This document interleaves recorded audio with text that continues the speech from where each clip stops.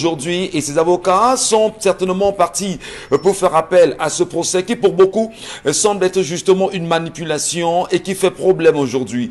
Qu'est-ce qu'il en sera du sort de Paul Tchouta dans les jours à venir? Madame, Messieurs, la presse s'alimente. On en parlera certainement au courant de cette édition du Zénith. Au courant justement de ceci, les regards restent encore portés effectivement sur sur Banganté aujourd'hui. On le sait, l'élection à la mairie de Banganté se fera ce jour, 19 mai 2021. Et pendant que nous y sommes, il se sur là-bas à Banganté que Eric Niat est l'unique candidat à la mairie de Banganté. Finalement, le comité central du RDPC aura-t-il fait entendre sa voix concernant le cas Eric Niat? Peut-on dire que la paix des braves qu'on a eue la semaine dernière aux côtés de Célestine Cortés-Ketia et du chef supérieur des Banganté était, on dira, un moment exceptionnel pour qu'on en vienne à ce qui se passe aujourd'hui? Les regards restent encore rivés. Madame, Messieurs, on en parlera. Mais surtout, qu'est-ce qui se passe au sein du mouvement pour la renaissance du Cameroun qui revient demander à la justice camerounaise d'ouvrir grandement les yeux sur l'affaire Lydienne Taba? Aujourd'hui, le sous-préfet n'a aucunement été inquiété. La justice camerounaise fait tout pour fermer l'œil sur cette histoire et qui continue bien sûr d'alimenter des chaumières. Qui aura finalement tué Lydienne Taba? Le sous-préfet peut-il au moins se défaire de ses attributs de sous-préfet pour se faire entendre devant la justice camerounaise? Que dit la Constitution? Le MRC l'a évoqué, Madame, Messieurs, il faut en parler. Bienvenue à la grande famille, avec elle jusqu'à 12 h. On passera un moment exceptionnel. Bonbon Bengan. Bonjour, je commence par vous ce matin. Bienvenue. Bonjour, monsieur Ngachou Numba. Bonjour à vos chers téléspectateurs. Charles Lamembachou, bonjour. Bonjour, monsieur Michel Gachou. Bonjour à tous les téléspectateurs. Le 4 mai 2021, dans le cadre de la lutte contre le transport clandestin, le ministre des Transports avait commis une circulaire dans laquelle il suspendait certaines agences de voyage pour chargement hors des points agréés et surtout sans autorisations. Seulement, il avait dit que les différentes agences qui allaient s'acquitter de tous les frais y afférents devaient être rétablies dans leurs droits.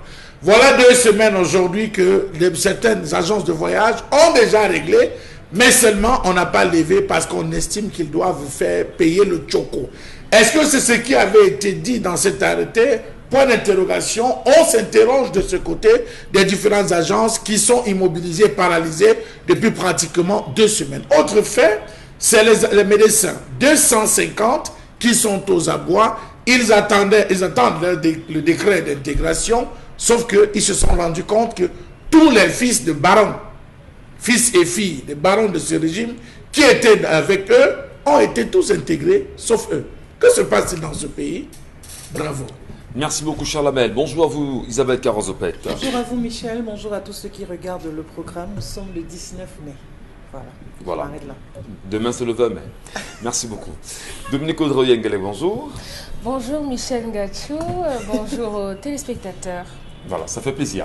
Allez, madame, monsieur, n'oubliez pas, nous sommes bien évidemment à la veille de la fête de l'unité au Cameroun, quand on sait effectivement que le gouvernement a décidé de surseoir à toute célébration sur l'étendue du territoire national. Et d'ailleurs, nous attendons encore le thème retenu cette année autour de cette 49e édition de la fête de l'unité nationale au Cameroun. Paul Biya pourra-t-il s'expliquer, du moins adresser encore un message ce soir à la nation camerounaise, puisque c'est très attendu? Va-t-il au moins nous rassurer encore? Au moins sera-t-il proche du peuple camerounais ce soir? On attendra devant nos petits écrans si le chef de l'État est proche de nous ou pas. L'histoire de ce matin, Dominique Audrey. L'histoire de ce matin nous a été rapportée par Jeanne. Jeanne vient de donner naissance à son 3e enfant et elle est femme de ménage dans un foyer. Donc elle vient d'accoucher d'un petit garçon et elle a choisi de donner le prénom de son patron à ce nouveau bébé qui vient de naître, dit-elle, parce que cette famille-là, pour laquelle elle travaille, a été tellement bonne, tellement bien. Ses patrons sont tellement gentils avec elle, tellement accueillants, et qu'à chaque année, on lui donne quelque chose pendant les fêtes et à la rentrée scolaire pour ses enfants, qu'elle a voulu être reconnaissante envers ses patrons et donner le prénom du mari. Sans dire à son époux, qui est enseignant, celui-ci a fait établir l'acte de l'enfant en mentionnant les prénoms de son patron. On va, je ne sais pas comment, Michel Armel ou bien Marcel, donner le prénom que vous voulez à son patron. Sa patronne, le bébé a 3 semaines aujourd'hui. Donc pendant le week-end de la semaine dernière, sa patronne est venue lui rendre visite puisqu'elle vient de donner naissance au bébé. Et pendant qu'elle portait l'enfant, la maman est allée prendre son bain. Et le père de l'enfant était là avec la patronne, dont ils échangeaient. Et c'est là qu'elle portait l'enfant en lui disant « Hé, mon mari, tu pleures trop, hein? Tu pleures vraiment comme ton bombo. » Le mari était interloqué.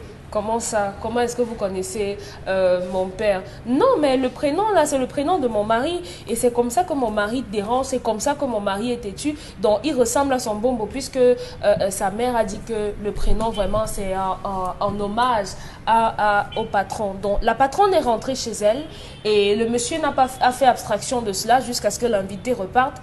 Et lorsqu'il part, sa femme lui dit que oui, simplement, j'ai voulu le faire comme ça et tout.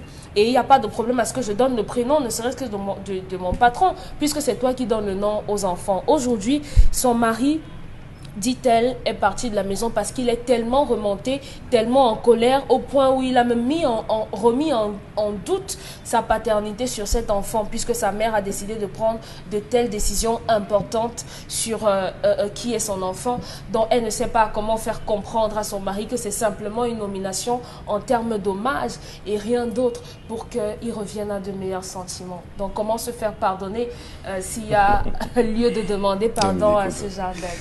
Ben là, c'est une histoire quand même assez compliquée. Hein. D'aucuns disent très souvent que seule la mère connaît le père de l'enfant. Bon, je sais pas. Vous croyez que l'occasion s'y prête? J'ai rien dit. Seule la mère connaît le père de l'enfant. Eh bien, ceux qui nous regardent ce matin, qu'est-ce que ça vous inspire comme commentaire? Allez rapidement sur la page Equinox TV. Rapidement. Eh bien, là, nous sommes sur Facebook. Laissez-nous en commentaire également. Cette maman est sérieuse ou pas? La question, on vous la pose. Mais au-delà de questionner le sérieux de la maman, l'attitude du papa est-elle responsable? Est-ce qu'il n'y a pas de coïncidence? Mais elle leur avoue quand même qu'elle a donné le prénom du patron à l'enfant en guise d'hommage, en guise d'honneur. Est-ce que ça devrait vraiment faire problème? On a eu des histoires pareilles récemment aux États-Unis où on s'est rendu compte par la suite que les enfants qui étaient à la maison étaient les enfants du patron. Il a fallu justement que monsieur tente de se donner la mort. Je ne sais pas s'il croit que c'est donné la mort, et y compris avec la dame. Seule la mère connaît le père de l'enfant, Isabelle Carozopet. Est-ce que l'homme devra s'inquiéter ici pour un prénom quand même qu'on a attribué simplement à son enfant? Oui, je crois qu'il peut se poser quelques questions. Il peut se poser quelques questions. Juste parce que c'est resté comme un secret, parce que madame n'a pas partagé. Si vous choisissez de donner le prénom de votre enfant de votre patron, de donner le prénom de votre patron à votre enfant, prenez quand même la peine de le dire au père de l'enfant. Écoute chérie, voilà, notre enfant s'appellera... Il le savait au moins, non, Dominique? Non, il ne savait pas que c'était le prénom du patron. Ah, il pensait que sa femme a donné un prénom comme ça. Vulgaire. Mais c'est elle qui savait en fait qui était le bon boss. Nous vous écoutons, Isabelle Caron. Donc, je te dis, de le faire en cachette, ça pose un problème. Parce que si votre patron s'appelle Mathieu et que vous voulez donner ce prénom à votre enfant, chérie, écoute, voilà, par rapport peut-être à tout ce que mon patron a eu à faire pour moi dans ma vie et tout ce qui va avec, encore que vraiment pour moi je suis un peu réticente là-dessus, parce que donner le prénom de votre patron à votre enfant, il faut vraiment que la relation soit assez forte, soit solide, parce qu'un enfant c'est toute une vie qu'il vous accompagnera et tout.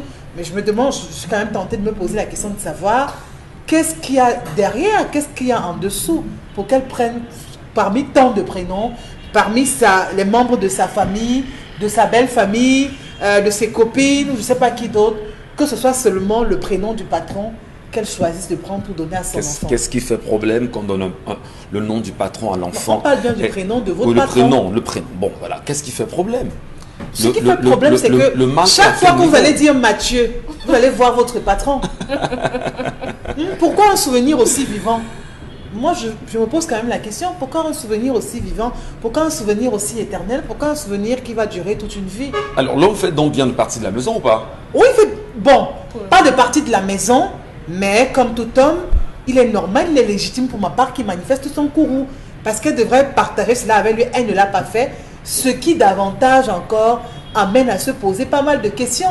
Qu'est-ce que le patron a bien pu faire à cette dame au point où elle dit qu'elle est d'accord, vraiment, mon enfant sera son homonyme et tout. Ouais. Vraiment, on se pose des questions. Moi, je crois que dans un couple, il faut être assez transparent sur certaines questions aussi sensibles que celle-là. Parce qu'un enfant, comme tu l'as dit si bien, c'est la maman seule qui connaît quel vrai père de l'enfant. Ouais, bien sûr. Donc, qu'elle ne fasse pas que son mari commence à prendre l'enfant, allume la lumière et mettre l'enfant en dessous pour commencer à regarder. Oui, c'est comme ça que ça se passe parfois dans les familles. Ici, vraiment, il y a tous les traits du père là, de cet enfant. Donc, il ne faut pas qu'il commence à douter de la paternité de cet enfant. Mais comment en faire un problème? Parce que je dis, bah, je sais pas, je suis très proche de Mbomboc ou de Chalamel ou d'Isabelle Carole ou de Dominique Audrey. Et en guise d'hommage, pour tout ce qu'on traverse ici, ou de M. Tchoum, qu'est-ce que vous voulez?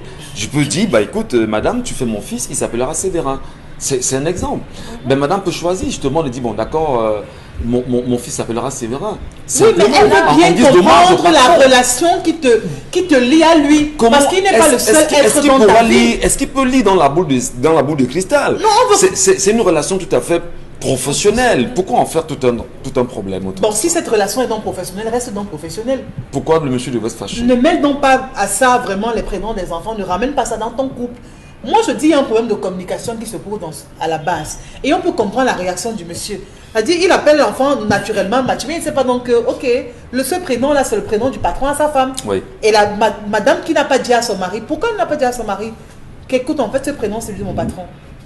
Est-ce que la question justement des prénoms, bon, Bonbon Bengan, traditionnaliste en même temps, dira que certainement quand c'est concerne les prénoms, il n'était pas très partant. Parce que lui, dans l'appellation Mbombo, Bengan Kandje, donc il n'y a pas de prénom ici. Vous vous rendez compte que même moi, il ne m'appelle pas Michel Ngachou, il m'appelle Ngachou Numba. Le prénom pose un problème peut-être traditionnellement aujourd'hui, mais est-ce que ça devrait justement être un problème pour ce couple aujourd'hui, Mbombo Bengan? Oui, un problème sérieux. C'est vrai, je n'apprécie pas l'attitude de l'homme de quitter la maison pour aller ailleurs, mais je peux comprendre ce courroux.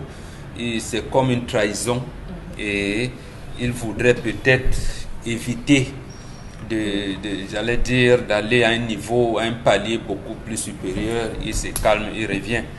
Et il a bien fait d'ailleurs de ne rien manifester devant la femme de la patronne, du patron voilà, la femme du patron de sa femme. Il a bien fait. Non. Lorsque nous vous disons l'homme a 3 dimensions, il y a le corps physique qui peut se détruire, qui peut se transformer. Il y a l'âme de Dieu qui sommeille en vous et il y a l'esprit. Maintenant, c'est cette âme de Dieu qui sommeille en vous qui porte cela. Donc, vous rattachez quoi à cette âme de Dieu que le corps physique et l'esprit vont porter? Parce que les gens ne comprennent pas. Même quand vous dites de baptême, oui, on a dit, il s'appelle Jean, Jacques, tout ça. Donc, c'est cela. Il faut que vous le compreniez très bien. Oui, généralement, aujourd'hui, c'est difficile d'appeler quelqu'un Bengan.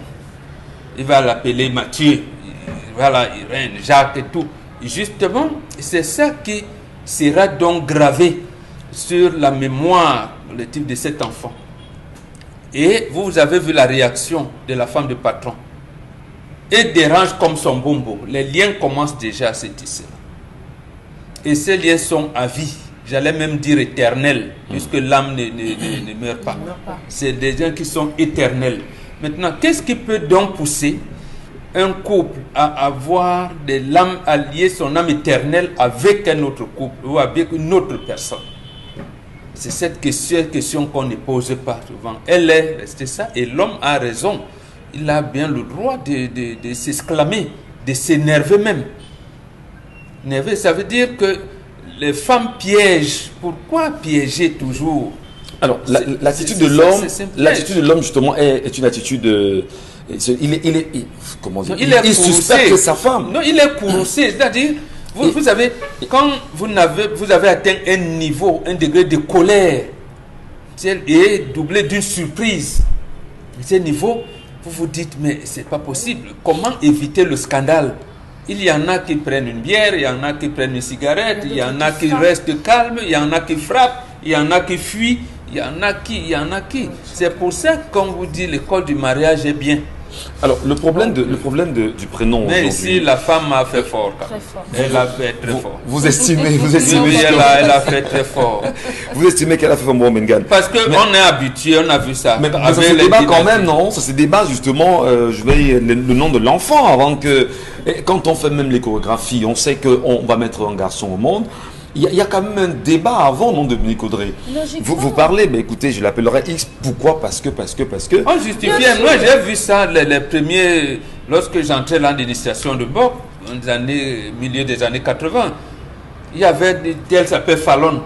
Mais bon, le couple regardait, il disait c'est Fallon Carrington, c'est David Ellington. Après, il y avait les Aura, il y avait les ci, il y avait les ça. Mais justement, les femmes justifiaient. Dès lors que l'échographie disait ce sera une fille, on commence à dire chérie, moi j'aime Zaora, ce sera Zaora. Après, maintenant il y a les Brenda, il y a tout ce que vous voulez. Mais on en discute. D'accord. Avec quand on dit donc d'abord la première chose c'est que l'enfant sera qui? Comme c'est un garçon, c'est mon père, c'est mon beau-père, c'est moi-même, c'est un ami. Donc on discute. Très bien. Le nom, c'est quelque chose de fondamental. Dominique Audrey, moi, je pense que la femme a fait fort. Oui, vous voyez qu'il n'arrive pas à parler, mais quand même, bon, moi-même, je me pose la question. Oui. Faire fort veut dire quoi? Si tu prends un prénom, c'est ton choix que tu as fait. Oui. Je dis, bon, d'accord, mon fils s'appelle Ngachou. Toi, tu prends le nom Charles. Bon, tu sais pourquoi. Maintenant, je te demande, Charles, c'est pourquoi? Est-ce que c'est quoi la connotation, la dénotation dans le nom de l'enfant? Non, ça on en parle. Alors, si plus tard, je me rends compte que c'est en guise d'hommage à ton patron que tu as donné le nom de Charles, vous avez des relations professionnelles. Oui. Est-ce qu'on devait vraiment en faire un problème? On ne fait pas un problème parce qu'il a donné le nom du patron. On fait un problème parce qu'elle a usé de ruse pour donner le nom du patron. Je crois que tout repose dans la méthodologie. On dit que tout chemin mène à Rome, mais les chemins peuvent être tortueux. C'est ça en fait. Donc si elle avait dit à son mari, papa, tu sais que depuis que je suis arrivée à Douala, tu sais comment j'ai souffert pour avoir le travail et qu'au premier regard, lorsque j'ai posé notre situation, mon patron, il m'a ouvert les portes, il m'a donné la possibilité de travailler. Et depuis que j'accouche, toi-même tu vois, papi, c'est lui qui paye la pension, Nanou, c'est lui qui a payé les cahiers. Et regarde, parfois quand je suis malade ou bien que toi-même tu es malade, il me permet de rester à la maison alors qu'il y a les travaux et qu'il y a énormément à faire chez lui. J'ai envie vraiment, d'une certaine façon, lui donner une bouteille de vin ne serait pas suffisamment expressif pour lui montrer à quel point je lui suis reconnaissante de m'avoir donné une chance de pouvoir te soutenir, toi, mon mari. Mais je voudrais quand même lui donner le prénom. Son mari aurait pu lui dire, on va aller plus loin. On va lui donner totalement le nom. Pour lui dire merci pour tout ce qu'il fait. Pour lui dire merci. Ouais. Parce que j'ai appris qu'à une certaine époque, des amitiés par amitié, on donnait même le nom. Il y a des gens, par exemple, qui sont des étonnes et avec qui on retrouve des noms bamileke chez eux, par exemple. Donc, il y a l'histoire qui fait que les liens qu'on a pu tisser avec des gens puissent faire qu'on garde ça. Bon, on va parler, par exemple, du mariage. Quand on tissait les mariages, même avant que l'enfant ne naisse, mon premier fils va épouser ta fille. Donc, en fait, c'est une sorte de continuité, selon mon entendement de ce genre de lien-là. Donc, le monsieur, déjà, il faut louer sa maturité, sa contenance, qui a pu calmer ses ardeurs, parce que c'est tellement brutal d'apprendre ça de façon aussi, wow, ça vous éclate au visage, que la patronne dit vraiment, tu ressembles à ton bombo. Il faut que le monsieur se calme. Mais elle pourrait au moins justifier en disant à son mari que c'est une coïncidence, peut-être. Non, c'est que ça empire le mensonge. Puisque la patronne a dit que c'est comme ça que mon mari fait. Il s'appelle Mathieu comme mon mari. Oui, elle nous a dit que Mathieu, c'est le nom du mari. Donc le patron, c'est dans sa tête que j'ai un homonyme quelque part. Donc vraiment, peu importe ce que je vais faire, il faudrait que je m'occupe de cet enfant. Parce qu'après, ça va suivre. Elle va justifier comment à son mari, par exemple, que son patron décide d'envoyer son enfant à l'étranger plus tard, que le patron décide de prendre son enfant chez lui. Par exemple, parce que ça peut arriver. Donc, madame, vraiment, vous avez fait fort. Donnez le temps à votre mari et surtout, de se calmer. Il y a un détail. Justement, c'est sûr que la femme du patron était au courant. Oui, elle est au courant. Elle a dû leur dire pendant la grossesse Et comme tu vois, madame, Je vais mon accoucher un enfant, garçon. là, l'échographie Ça sera dit que le c'est un patron. garçon, il portera le nom Du de patron. votre mari, le nom du patron. Voilà. Le nom du patron. Elle était au courant, c'est pour ça qu'elle ne s'en offusque pas. Vous avez dit sur ce plateau la semaine dernière, mon Et le Bengan, mari, lui, n'était pas au courant. vous avez dit sur ce plateau la semaine dernière, mon Bengan, que la confiance n'exclut pas le contrôle. Jamais. Je reprends votre Non, expression. la confiance n'exclut jamais Jamais le le contrôle. La confiance n'exclut jamais, Jamais le le contrôle. contrôle. Est-ce qu'on peut justement, Charlamel, dans ce cas, dire qu'il faut se méfier profondément des femmes, de ce qu'elles peuvent avoir comme, C'est la parole. comme, Ça, c'est la parole. comme attitude? Bon, quand même donner son nom, enfin le prénom du patron, est-ce que ça devrait forcément interpeller une réflexion un peu alambiquée, des craintes? Charlamel, Monsieur Ngachou, la femme ne donne jamais le nom. le prénom. Ne donne jamais de nom. Dans cette histoire, elle n'a pas que fait de donner le prénom. Elle a donné le nom. Elle a donné, permettez-moi, elle a donné le nom. L'enfant porte le nom de son patron, monsieur Michel Ngachou. De manière formelle, elle a mis le nom de son mari, mais l'intention, la vitalité de cette femme, elle a transposé ça sur l'enfant qui porte le nom, je dis bien le nom, je pèse mes mots, qui porte le nom du patron. Le prénom, Vous, c'est vous quoi? voyez le prénom, je dis je vois le nom et le prénom du patron. Comment vous voyez ça? Je comprends. Monsieur Michel Ngachou, Non, il y a une charge que vous ne pouvez pas... énergique. Voilà. Il y a une charge Elle a énergique donné. qu'on donne. C'est pour ça que moi j'aime une de mes grandes sœurs. Son mari travaille à l'UQAM. Le dernier fils s'appelle Wafo. D'accord. On Donc, l'appelle elle a Wafo. donné le nom. Voilà. C'est-à-dire, le fait pour elle d'avoir transmis le nom de son mari, véritablement, ça c'est juste un leurre. Mais elle a donné le nom à son patron.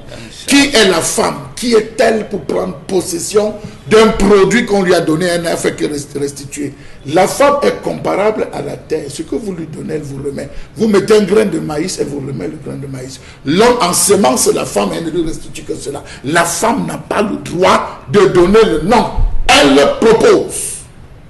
Il y a tout un comité qui travaille sur le nom, M. Michel Ngachou, en tant que le nom est inscrit dans l'arbre généalogique. Il y a plein de familles aujourd'hui qui ne connaissent même pas leur arbre généalogique. Nous descendons de tel, tel a donné tel, tel a donné tel, qui a donné tel, tel a eu ça, il a fait tels enfants, tel nombre d'enfants qui ont donné tant, tant. J'appartiens à la troisième, la quatrième, la deuxième. Vous avez des personnes à qui on demande parfois d'aller faire des rituels sur la cinquième, quatrième génération. Il est perdu parce qu'il dit je ne comprends pas. Or, le nom qu'il porte devait être un indicatif suffisant pour qu'il puisse se retrouver à ce niveau. Donc, à ce niveau, là, les familles ont perdu beaucoup de choses. On ne se surnomme pas sur un enfant, monsieur Michel Ngachou. Vous n'avez pas le droit d'appeler votre enfant Ngachou. Jamais. C'est strictement interdit par les Bantous, la tradition Bantou. Vous ne vous surnommez sur ceux qui vous ont précédé. Ça veut dire, si votre père vous a bien éduqué, votre oncle, votre tante, vous vous souvenez d'eux, et vous éduquez votre enfant à telle enseigne que cet enfant se souvienne de vous. C'est le principe. Tout ce que les gens font aujourd'hui, c'est des malédictions qu'ils portent sur l'affaire du nom. Autre chose. N'oubliez pas que le nom que vous donnez à l'enfant. Charlamel Bachou, mais vous êtes fort là quand même. Non. Que vous appelez malédiction? J'ai dit, c'est la malédiction que vous portez. Attendez, Non, non, quand vous amenez, vous qui êtes religieux, je quand comprends vous pas. amenez l'enfant au baptême, c'est quoi? Non mais écoutez, là c'est la religion. Elle est la même je chose. vous dis, c'est la religion Non, juive quand même. hein, Non, parce que- il y a une cérémonie d'attribution du nom traditionnel. Moi, Non, je nous sommes le d'accord. fais tous les Non, jours. nous sommes totalement Mais c'est pour d'accord. ça, non. Mais on parle Mais maintenant, de la femme, c'est-à-dire qu'elle aussi Permettez, se Isabelle permet Carole. de dire que Charlamel la a fait le lien. Il dit qu'on ne se surnomme pas On sur ne se l'enfant. surnomme pas sur Alors, l'enfant. Oyengalek et moi on fait un enfant qui s'appelle Ngachou. Ngachou. Je vous pose une question, monsieur Michel Ngachou. Permettez. Oui. Et je choisis justement de donner le nom de mon père, Ngachou, à mon enfant. Je dis bon d'accord, il s'appellera Ngachou. Et elle propose qu'on donnera le prénom de Joseph. Et je valide. Alors, j'ai donné, c'est mon appellation, c'est mon nom. Je Mais vous je pose sais une le question. son père. Je vous réponds tout de suite, monsieur Michel Ngachou. Les téléspectateurs nous regardent. Comment vous vous appelez? Ngachou. Michel Ngachou. Non, non, formez la phrase. Je m'appelle. Vous êtes qui pour vous appeler? Mais c'est mon nom. Vous êtes qui pour vous appeler? On Ouais, m'appelle. On m'appelle. Qui vous a donné le nom? On m'appelle. Non, mais je vous donne. Qui vous êtes pour vous appeler? Les Français vous ont tué. Les Français vous ont tué. Je m'appelle. Tu es qui pour t'appeler? On m'appelle. Quand vous arrivez au village, vous entendez dire, on ne vous demande pas quel est ton nom, on te demande, tu es le fils de qui? On demande l'éloge. Non, tu es le fils de qui? Lorsque tu donnes le nom de ton père, on te demande que, ok, ton éloge c'est quoi? Tu donnes le nom de ton éloge, on sait d'où ta mère vient. Effectivement. C'est une façon d'expliquer pour vous dire, faites très attention avec les noms que vous donnez. Vous ne pouvez pas dire je m'appelle. Non, on m'appelle, on m'a donné le prénom de. Donc, monsieur Michel Gatchou, le nom intervient et joue sur l'enfant à 5 niveaux. Le premier niveau, nous avons le comportement de l'enfant. Vous avez vu, elle a commencé à dire, il se comporte exactement comme tel. Deuxième, la réussite de l'enfant. Vous avez des noms que vous donnez à un enfant, il est bête toute sa vie. Allez fouiller, il est bête. Et il restera bête parce que vous lui avez donné déjà des prénoms. Vous allez, par exemple, chez les femmes. Vous n'exagérez pas. Non, je vous dis, vous allez chez les Ekang. Il y a le nom Essono qui a disparu. On a enlevé le nom Essono parce que Essono renvoyait au banditisme. À cette époque, il y avait trop de personnes. On a eu même un très grand bandit qui portait le nom d'Essono. On a fait disparaître ce nom. Mais je vous dis, les gens me regardent, monsieur Gatchou. Le nom joue sur la santé de l'enfant. Si vous donnez le nom d'une maman qui était très maladive, d'une grand-mère qui était très maladive, l'enfant se retrouve. C'est une charge que vous donnez à l'enfant. Ça joue sur la vie, la durée de vie de l'enfant. D'accord. Alors, il faut faire très attention. Donc, j'estime que cette femme a lourdement fauté. Lourdement fauté. Et j'invite cet homme tout simplement à attaquer. Oui, l'homme peut attaquer. Pour le civil, l'homme peut attaquer le nom de l'enfant, repartir au tribunal et revoir. On va restituer, on va le restituer, monsieur Michel Gatchou. Merci. Il va expliquer les raisons pour lesquelles il le fait. Merci. Et dit, et finalement là, arrêtez de donner des prénoms français, des prénoms vraiment bizarres à vos enfants. Donnez des noms et des prénoms africains, partout ça existe. Même si on vous appelle Charles Hamel. Non, Charles Hamel, monsieur Michel Gatchou, c'est un. Comment je veux dire, c'est un emprunt. Même si on vous appelle Charles Hamel. Mais vous enlevez. Je dis c'est un emprunt. Avant, je vous parle. Justement, je profite pour vous le dire. Je suis au tribunal, monsieur Michel Gatchou, pour pouvoir attaquer le nom. Je vous le dis. Aucun de mes enfants n'a de vos prénoms, la musulman ou chrétien, aucun. Mais les enfants n'ont pas de prénom. Les enfants n'ont pas de prénom. Ça, je vous le dis, ils n'ont pas de prénom. Donc, j'ai retiré et moi, j'ai attaqué le mien pour dire non. Nous, on adore des prénoms. Ben écoutez, c'est un choix, mais vivement quand même que l'Afrique soit vivement qu'il y ait un retour. Non, Vivement vraiment. qu'il y ait un retour. On est sensible, surtout beaucoup plus les femmes, à donner des prénoms à des enfants. Pas forcément des personnes directes ou encore Il y a des prénoms africains. Allez au Zaïre. On a eu Mobutu qui avait lancé le concept de je pense de la zaïrisation, je pense bien, excusez-moi, où il avait décrété Mobutu c'est Kokoko Wendowaza Banga. Son nom, allez au Congo, les Kofi Olomide et tous les noms, vous voyez, il n'y a pas de prénom chrétien. On a réussi à couper ça de ce côté. Pourquoi c'est important quand même que, en ce qui concerne les religions africaines, les réalités africaines, les appellations, il y a de très beaux prénoms africains.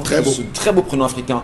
C'est bien dommage qu'il y ait, on va dire, cette inculturation, cette même déculturation de notre part, qui fait que nous avons l'impression, et il faut bien sûr le dire pour finir, que c'est avec l'arrivée des séries TV. Comme Bombo tout à l'heure le disait, vous avez eu Dynasty, vous avez connu les Isaora, vous avez connu les Brandon dans... voilà un prénom qui a gagné. Les Brandon, les marches. Et tout le monde voulait donner l'appellation Brandon à son enfant. Et finalement, les Brandon aujourd'hui deviennent quoi concrètement? Bon, j'ai un mot qui s'appelle Brandon. Allez, tout de suite, la colère.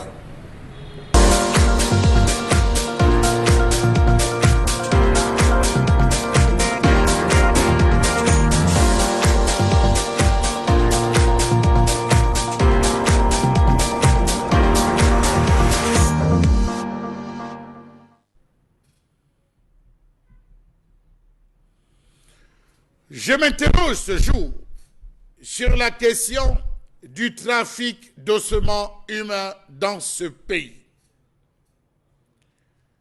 Comment comprendre la situation que traverse le Cameroun ces derniers jours, ces dernières semaines, ces derniers mois avec cette affaire de trafic d'ossements humains? Avant peut-être d'aller, posons la question de savoir Qu'a-t-on fait avec le phénomène? Où est-ce que les enquêtes nous ont-elles porté avec le phénomène de trafic d'organes humains à Mimboman? Là-bas à Yaoundé, les conclusions ont été lesquelles? Point d'interrogation. Les commanditaires ont-ils été interpellés? Autre point d'interrogation. Depuis quelques mois, des individus aux instincts sadiques, voire cyniques, se sont lancés dans une entreprise peu orthodoxe qui consiste à exhumer les corps pour récupérer des organes à des fins mercantilistes. Les cibles généralement les plus visées sont les tombes des musulmans, parce qu'ils ne sont pas assez profondes. Les peaux des morts sont devenues la chose du monde la plus recherchée. Comment comprendre qu'en dépit des menaces que fait peser le code pénal, le marché du trafic d'ossements humains se porte plutôt très bien au Cameroun, en témoignent les arrestations de trafiquants qui ne cessent de se multiplier. Selon les dispositions de l'article 274, alinéa 1 du Code pénal, est puni d'un emprisonnement de 3 mois à 5 ans et d'une amende de 10 000 à 100 000 francs CFA, celui qui viole des tombeaux ou sépultures, profane tout ou partie d'un cadavre humain, enseveli ou non. Comment comprendre que l'interpellation et la présentation des présumés trafiquants d'ossements humains devant la presse n'a toujours pas réussi à dissuader les éventuels profanateurs de tombes? Quelle est l'identité des individus qui organisent cette traque d'ossements humains dans ce pays? Les informations glanées à bonne source attestent qu'ils sont dans la multitude des conducteurs de motos ou de taxis, des commerçants, des paysans, parfois des ménagères ou encore des leaders religieux ou chefs traditionnels. Rappelez-vous de cette vidéo qui a fait le tour de ce pasteur auprès de chez qui on a retiré, exhumé plusieurs corps enterrés au sein de son domicile. Comment comprendre l'inertie des responsables en charge de la sécurité dans ce pays qui ne prennent pas ce phénomène à bras le corps? Savez-vous que des plaintes fusent à travers le pays pour profanation de tombes? Les régions de l'Est en tête, centre, littoral, sud, l'Ouest Cameroun, Sud-Ouest et Nord-Ouest dans la partie anglophone sont les plus impactés par ce trafic d'un nouveau genre. Il faut dire que ces dernières semaines, le Nord-Ouest est en train de prendre la tête à travers ce trafic d'ossements humains. Pourquoi est-ce qu'on n'arrête que les exécutants, jamais les profanateurs, jamais ceux qui payent le lourd, le cash à ces différents exécutants? Comment comprendre que certains trafiquants réussissent à échapper aux griffes des forces de sécurité à coût de millions de francs CFA? Comment comprendre le fait que le trafic d'ossements humains soit un marché qui se porte très bien dans ce pays?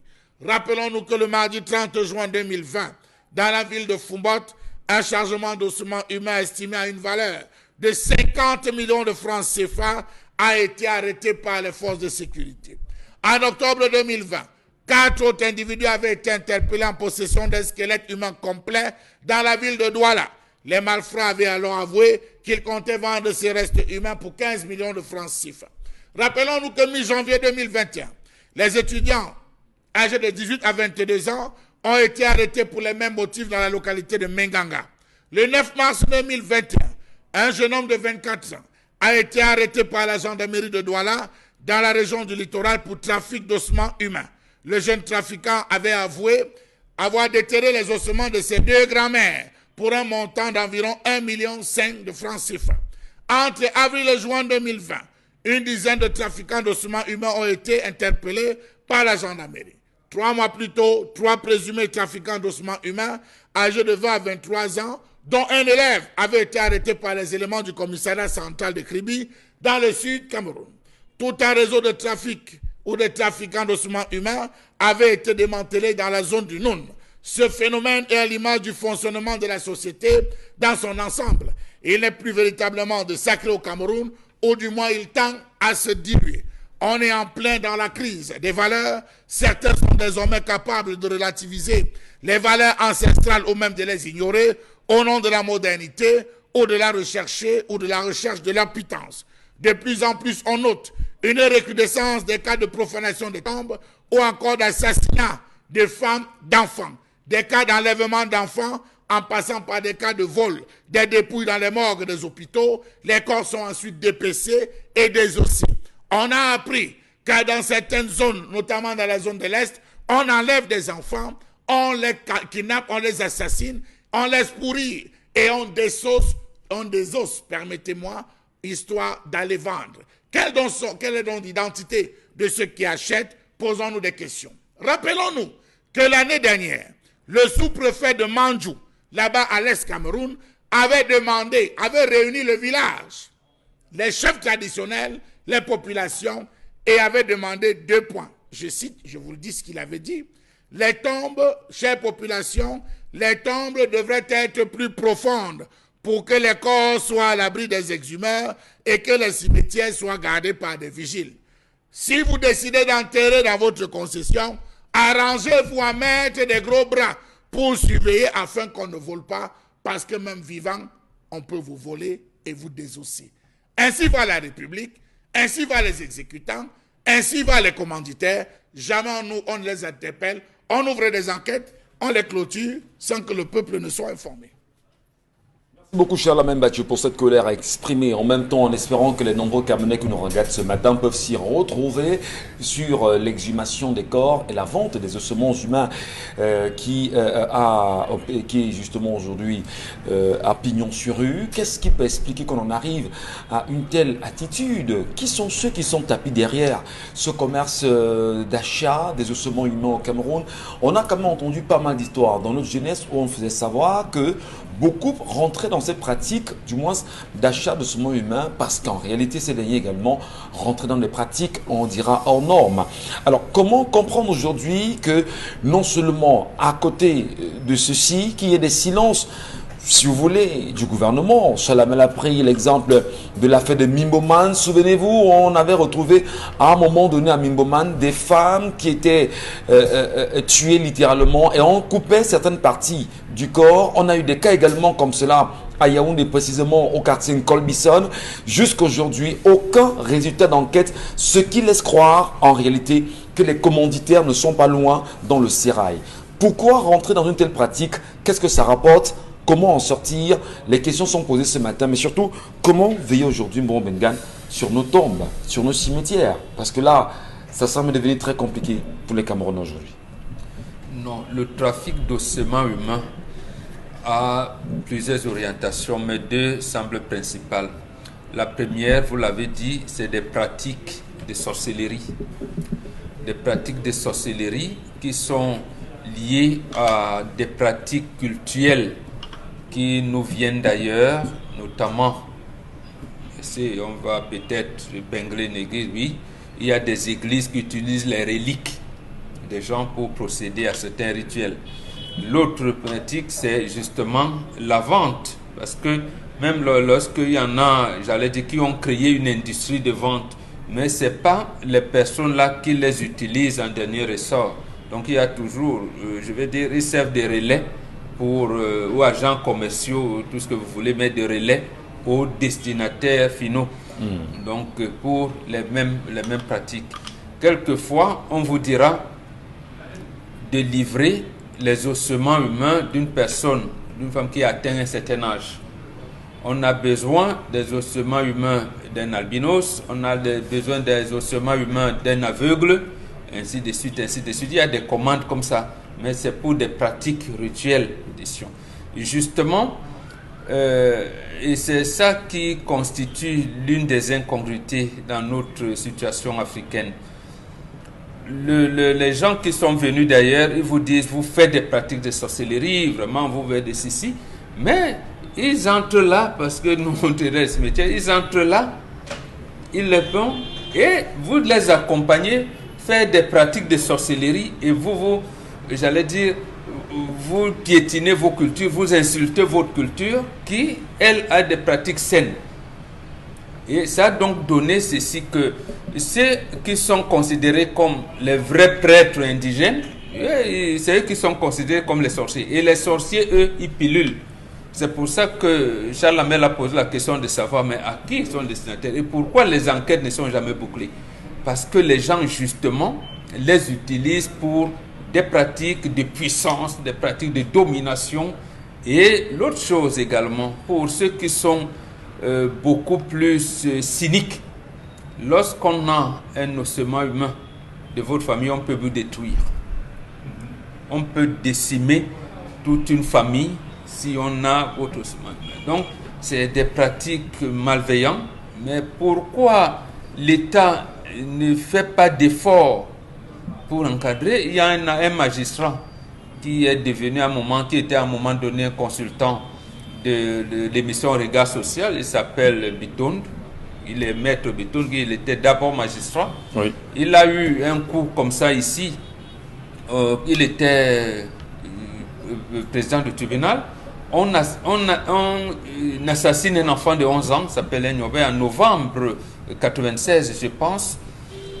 Il y a même des commissaires de police qui étaient impliqués dans l'affaire, un détenteur de boîte de nuit très connu à Douala.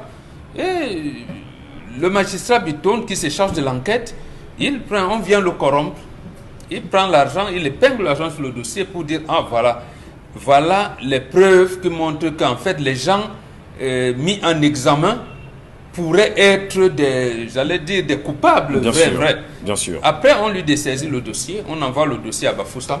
Voilà. Et après, on va trouver justement le Nigérian qui avait décapité l'enfant. Maintenant, les vrais commanditaires. On ne les retrouve jamais. On ne les retrouve jamais. Et justement, le tribunal les a blanchis. Dire justement. Et lui, Bébiton, justement, il a eu.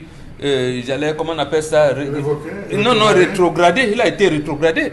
Et c'était devant le président de la République. Il dit au président de la République, moi je n'ai pas d'avocat, je plaide moi-même. Il a plaidé au Conseil supérieur de la magistrature. On a plaidé, on dit que bon, d'accord, on t'a compris, mais on l'a rétrogradé. Donc, quand vous voyez donc que c'est là, voilà un magistrat qui a osé, qui est allé même devant le président du Conseil supérieur de la magistrature en lui disant, monsieur le président, voilà. Mais on le rétrograde quand même. Bon, vous allez comprendre quoi. C'est donc la preuve par mille, justement, que on a toutes ces situations au Cameroun où on ne connaît pas toujours les réels commanditaires. Dit-on protéger? Pas encore. On cache, on connaît, on cache pas. D'accord. On ne connaît pas.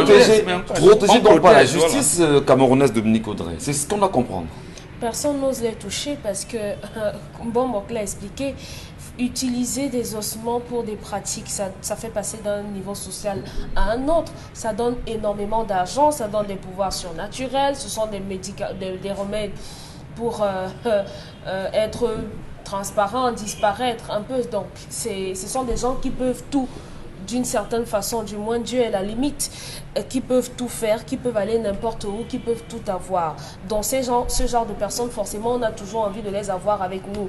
Le mal aujourd'hui, c'est que les commanditaires ne vont pas d'eux-mêmes. Ils réussissent à enduire les plus jeunes dans cette histoire. Souvenez-vous, en Menganga, en 2020, il y a de jeunes élèves âgés entre 12 et 20 ans qui ont été interpellés, 6, parce que non seulement ils se préparaient à kidnapper un monsieur, à le tuer, les articles le prouvent, à tuer cet homme et à ensuite vendre les ossements, mais le monsieur a été prévenu avant et il a pu être sauvé. Mais lorsqu'on rattrape ces jeunes enfants, ces 6-là, on les a retrouvés, ils avaient déjà déterré un autre corps pour aller vendre les ossements. Donc on a une jeunesse qui finit par être tellement formatée, tellement manipulée, disons même envoûtée, puisque ce n'est pas trop différent des porte-monnaies magiques qui vous demandent de remplir certaines conditions pour avoir de l'argent. Si vous dites à quelqu'un, va simplement déterrer une tombe, tu vas te retrouver avec 10 millions, ça donne à réfléchir tout de même. Tout le monde a envie d'avoir de l'argent, ça c'est clair. Ce serait quand même hypocrite de dire le contraire. Et maintenant, on est en train de cultiver au sein de notre société la facilité à l'avoir. En 2018... La justice ne devrait-elle pas justement faire savoir aux Camerounais qu'on ne se limite pas à ceux-là qui ont été identifiés comme d'éventuels pratiquants?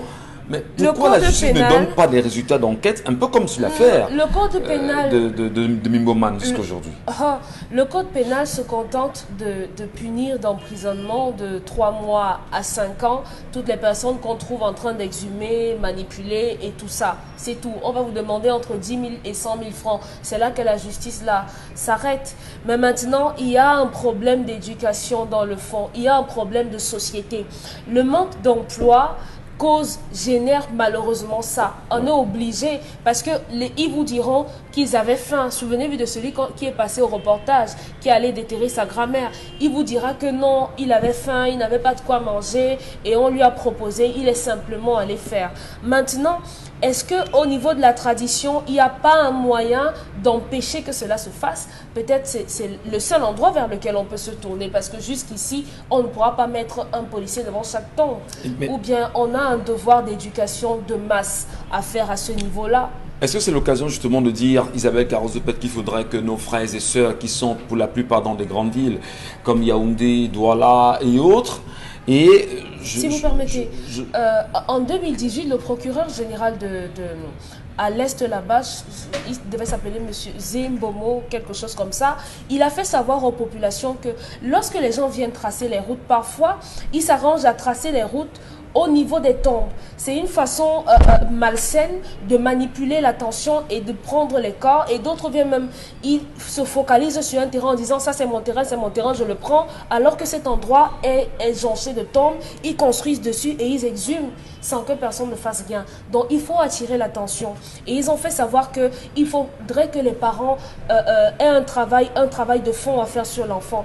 Oui, des enfants qui ont des diplômes, c'est bien, c'est important, mais quelqu'un qui a un doctorat, qui a la tête vide, vraiment ça ne sert à rien. Et est-ce que c'est l'occasion justement de dire aux communautés, aux grandes communautés qui vont enterrer dans des villages et viennent rester en ville, parce qu'on cherche tous la vie comme on dit souvent, de faire très attention, parce que là au village, pendant que vous êtes en ville, vous vous dites bon, papa et maman ou les grands-pères reposent en paix là-bas, il y a des gens qui passent derrière se faire les restes comme un butin. On devrait s'en méfier, non? Oui. Énormément. Il y en a même qui viennent pour pouvoir simplement apprécier le vêtement qu'aborde le cadavre. Il y en a qui viennent simplement pour apprécier même le cercueil, pour pouvoir le dérober. Je crois que ça traduit simplement le contexte dans lequel on vit, le contexte de précarité, le contexte d'instabilité, le chômage ambiant, l'oisiveté des jeunes, de la population tout entière et le niveau de famine vraiment qu'on a au Cameroun. Sinon, comment vous allez justifier qu'une personne se penche sur des ossements humains pour pouvoir vraiment se faire de l'argent? Une personne qui a un emploi, qui a une famille à s'occuper, des enfants à gérer, vraiment qui est au minimum épanoui, peut-il avoir de telles pensées? C'est la question qu'on se pose. Mais une telle pratique prend quand même, hein, on entend parler de plus en plus au Cameroun. Quand vous allez dans une localité comme celle peut-être du Noun, vraiment, le trafic d'ossements humains là-bas, c'est devenu monnaie courante. C'est-à-dire que ça n'effraie plus personne. Dans le Noun, on ne peut pas passer une semaine sans parler de trafic d'ossements humains. Décidément, on se pose la question, qu'est-ce qui se passe de ce côté? Qu'est-ce qui se passe là-bas pour que vraiment ça puisse prendre des proportions aussi inquiétantes? Et même si les forces de maintien de l'ordre tentent bien que mal de pouvoir arrêter quelques-uns, on comprend que vraiment ça ne représente rien par rapport au nombre de plaintes qu'on a au quotidien de ce côté-là. Est-ce que le Cameroun a assez de moyens? Oui, peut-être les moyens, mais le moyen pour éradiquer ce phénomène, je crois, et je pèse mes mots, peut être celui de l'éducation de masse en profondeur. On met à contribution les chefs supérieurs, on met à contribution quand même les psychothérapeutes, etc. Est-ce que ça peut donner... Je crois que ce sera quand même un peu insuffisant, parce qu'on dit ventre affamé n'a point d'oreille. Une personne qui a affamé Michel, peu importe le discours que vous tenez, aura du mal à vous écouter. Alors pour qu'un tel message puisse passer, il faut d'abord qu'on puisse apporter un minimum dans les infrastructures sociales de base, qu'on puisse développer, qu'on puisse créer au moins des emplois, au moins pour les occuper. Là, au moins, un tel discours peut commencer à prendre corps. Ce n'est pas pour les encourager à faire ce genre de pratiques qui sont vraiment... Parce que là, c'est comme une malédiction que vous portez. Allez déterrer le corps d'une personne. C'est une malédiction. C'est une malédiction parce que vous ne savez même pas vraiment qui est cette personne, de quoi est-ce qu'elle souffrait, comment c'est passé. Moi, je me demande vraiment comment est-ce qu'ils s'arment pour pouvoir aller faire de telles pratiques, déterrer carrément un corps. Ça, il faut vraiment... Je ne sais pas quel cœur on a pour faire mais fondamentalement, justement, Chalamel a posé un problème sérieux. Ce sont très souvent les résultats d'enquêtes autour de tous ceux qui sont pratiquants de la manipulation justement des dépouilles aujourd'hui ou des restes des uns des autres. Et il faudrait justement que la justice camerounaise s'exprime sur cette question. Et il faudrait peut-être aussi que ceux et celles qui nous regardent ce matin fassent très attention, parce que dans les villages aujourd'hui, c'est devenu monnaie courante.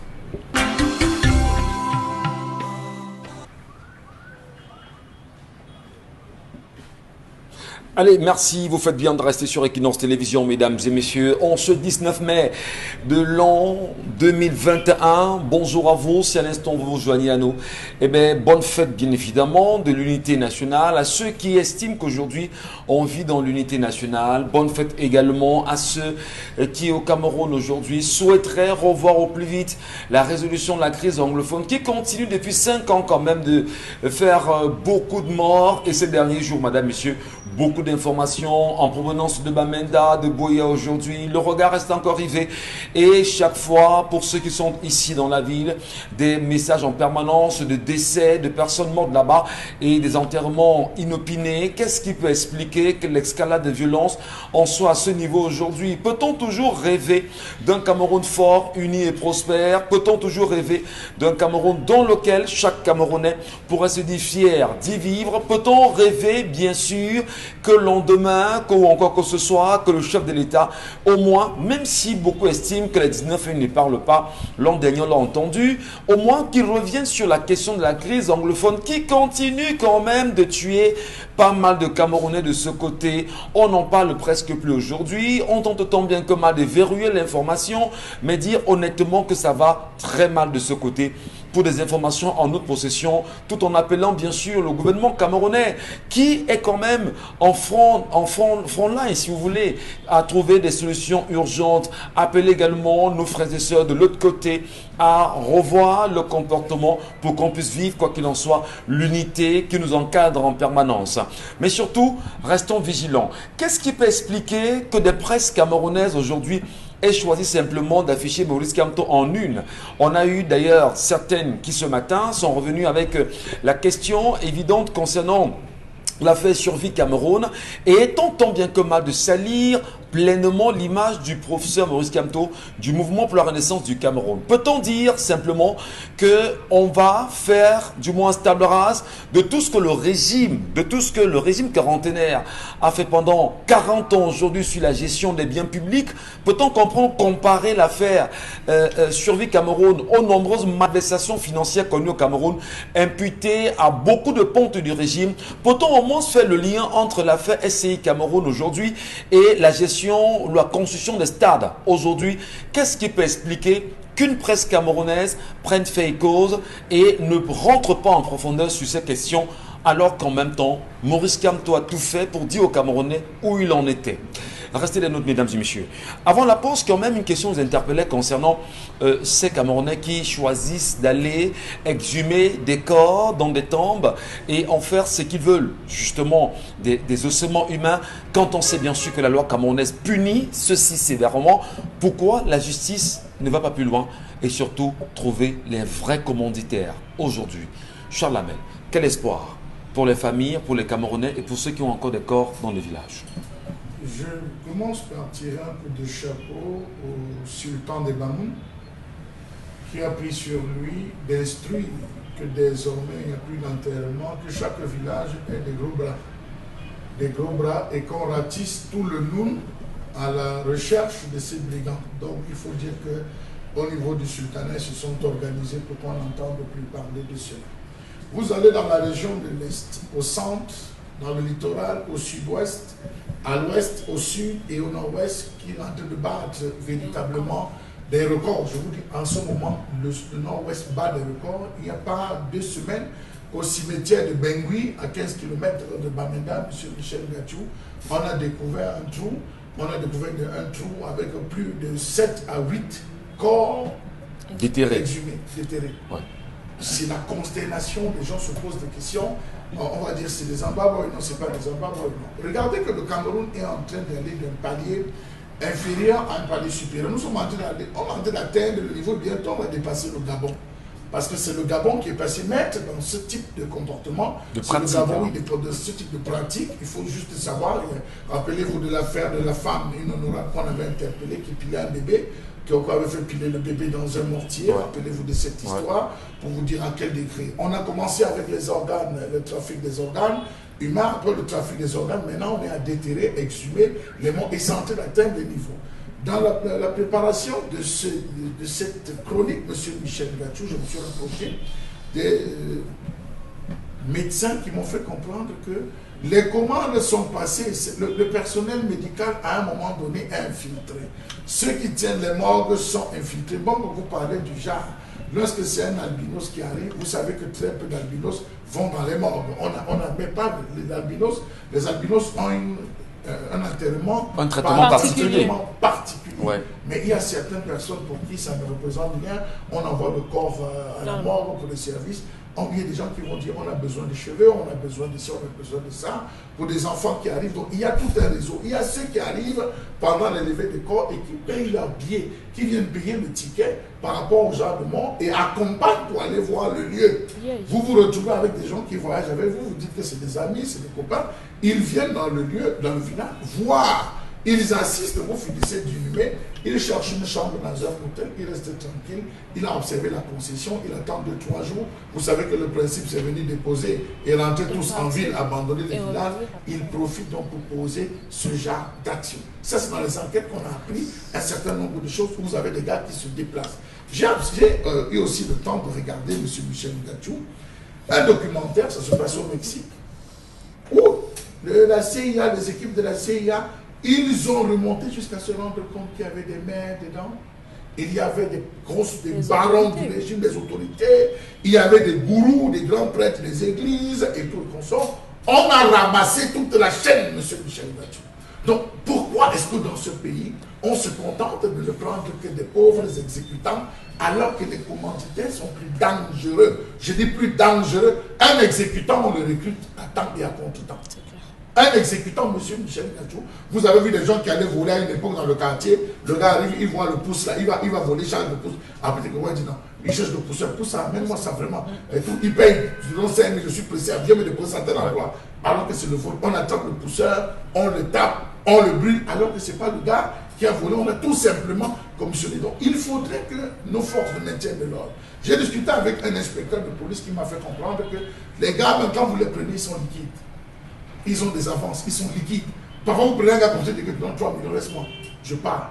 C'est à l'appréciation de l'individu qui a mis la main sur lui de dire, ok, non, ma conscience va me juger, je t'amène. D'autres le disent, donne-moi. Si tu ne veux pas avec ta malchance, tu vas aller tomber là, on va te prendre. Donc, vous voyez que les mentalités, moi, vous le disiez tout à l'heure, il faudrait véritablement qu'on procède à l'éducation des mentalités. Les jeunes aujourd'hui sont en train de courir Comment donc, Chalamel? Parce que là, c'est la question fondamentale. Comment procéder à cette éducation des mentalités aujourd'hui? On n'entendait pas ça il y a 15, 20 ans, 30 ans. Mais qu'est-ce qui explique aujourd'hui que c'est la jeunesse qui est suffisamment impliquée dans ce trafic de semences humains? Quelle que soit l'identité des commanditaires, qu'on mette la main sur eux, on les affiche. Si vous voulez changer la mentalité, c'est que ça à faire. Attraper les commanditaires, les mettre au rond-point Bonacombe, à la place du gouvernement de Bonadjo, les mettre à la poste, le poste central de Yaoundé, et dire voici les gars, ce sont eux qui payent cela. Vous savez que beaucoup utilisent cela dans les boîtes de nuit. Bien sûr. Vous êtes obligé, vous arrivez, vous retrouvez dans les boîtes de nuit. Beaucoup utilisent ça pour jouer avec l'esprit des morts. Pour jouer avec moi, je vous assure, il y a tellement de choses. Le Cameroun est en passe, rappelez-vous de ce propos de Charles Ateba Guéné, est en passe des histoires de loges et consorts. On va battre les records, M. Michel Gachou. Le dehors n'est plus le dehors que nos parents ont connu. Le dehors a changé. Des hôtels, on utilisait ça dans les hôtels. Ça, c'est un trafiquant qui disait on utilisait ça dans la construction des hôtels, on utilise ça dans la construction. Vous vous demandez tout ça pourquoi? Surtout faites très attention aux nombreux restaurants dans lesquels nous mangeons aujourd'hui, parce que on vous invite au restaurant, vous n'êtes pas là pour voir comment on est en train de faire le plat derrière. Mais lorsque le plat est servi, vous ignorez véritablement ce qu'on vous a servi dans ce plat. Il faut donc faire très attention. Mais qu'est-ce qu'on peut faire? Est-ce que, Bobo Bengan, en une minute, dites-nous, est-ce que les autorités traditionnelles, je veux dire, les chefs religieux de la tradition, les gardiens, ne peuvent pas faire quelque chose de plus vite? Est-ce qu'on ne peut pas, je dis n'importe quoi, lorsqu'on enterre quelqu'un, faire une pratique pour dire que si tu touches la tombe et puis voilà, est-ce qu'on ne peut rien faire et laisser justement que cela continue de prospérer comme ça? Moi, on ne déterre plus mes morts dans mon clan de commencer ça. Mais comme le pays a été divisé en Batoustan, vous avez vu les autorités, ce qu'on appelle chef traditionnel, auxiliaire d'administration, sous-préfet et tout. Après, il est arrivé que les obsèques sont dirigées par les leaders religieux le prêtre, le pasteur viennent, ils nous narguent même. Mais moi, dans, j'allais dire, mon clan, chaque fois que je suis interpellé, si quelqu'un veut exhumer, il meurt.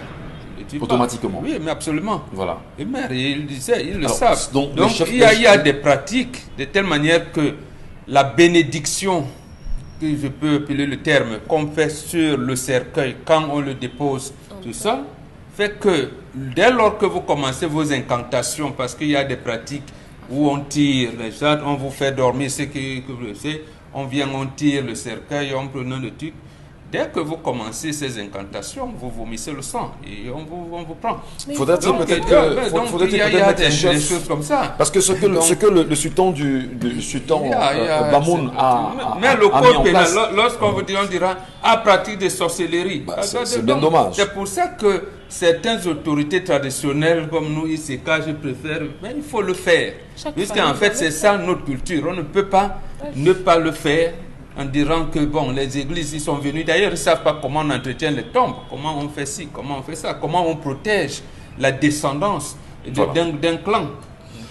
Merci beaucoup Bobo Bengan, cher Lamel, pour la colère exprimée, Dominique Audrey également et Isabelle Carozepes. Je voudrais avec vous, Isabelle, rapidement, que l'on prenne les messages des téléspectateurs. Ils sont quand même assez nombreux à réagir. C'est sûr aussi l'interactivité. Qu'est-ce qu'ils nous disent là-bas?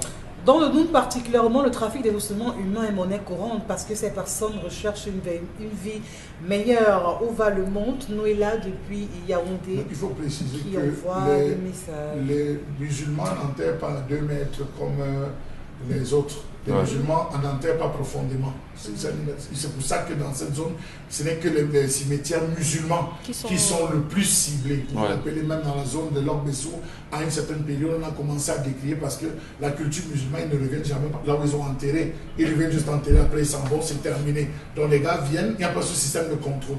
C'est pour ça que vous voyez dans le nom de ces musulmans, c'est beaucoup plus regardé, les gens sont beaucoup plus regardants. Merci beaucoup, M. Mbachou. Bonjour à vous, Priska, depuis Bepanda. Maman, la femme là a trompé son mari. Je connais une autre qui avait donné à la fois le nom et le prénom du patron. Quelle honte. Non, elle n'a pas trompé. Le problème, c'est qu'elle manque de communication, elle manque d'appréciation des choses. Bonjour le panel, merci de nous éclairer au quotidien. Le fait de donner le nom ou le prénom du patron à son enfant ne cause aucun problème. La preuve, mon patron a au moins 12 aumôniers partout dans le monde, venant de ses amis, ses frères, à cause de sa bonté, de sa vision dans les affaires. Julien Tiani, depuis Douala. Inspiration, commentaire, Chalamel? Monsieur Michel Gatchou, lorsqu'on veut introduire quelqu'un dans la famille, ça peut être un ami, ça ne se refuse pas. Ça peut être un ami, mais ça se négocie. Aujourd'hui, j'ai décidé, je suis tout le temps avec M. Gatchou, je marche avec lui, nous tenons ensemble son comportement et tout. Je souhaite lui donner le nom. Tout à fait. La famille donne son approbation. On peut trouver l'équivalent parce que chaque nom a une signification. Tout à fait. Et beaucoup de personnes ne le savent pas. Oui. Chaque nom a une signification, un but. On peut dire, si chez Anabanante, ça veut dire Ngachou. Si la personne qui veut donner le nom de chez le Tchang, c'est Ndemanu, on va prendre Ndemanu. Si on ne serait pas Ndemanu, on comprend la même signification, c'est Sikati. Si ce n'est pas cette Sikati, donc on trouve et on donne la même appellation pour respecter et rester à l'intérieur. Ça ne se fait pas au hasard.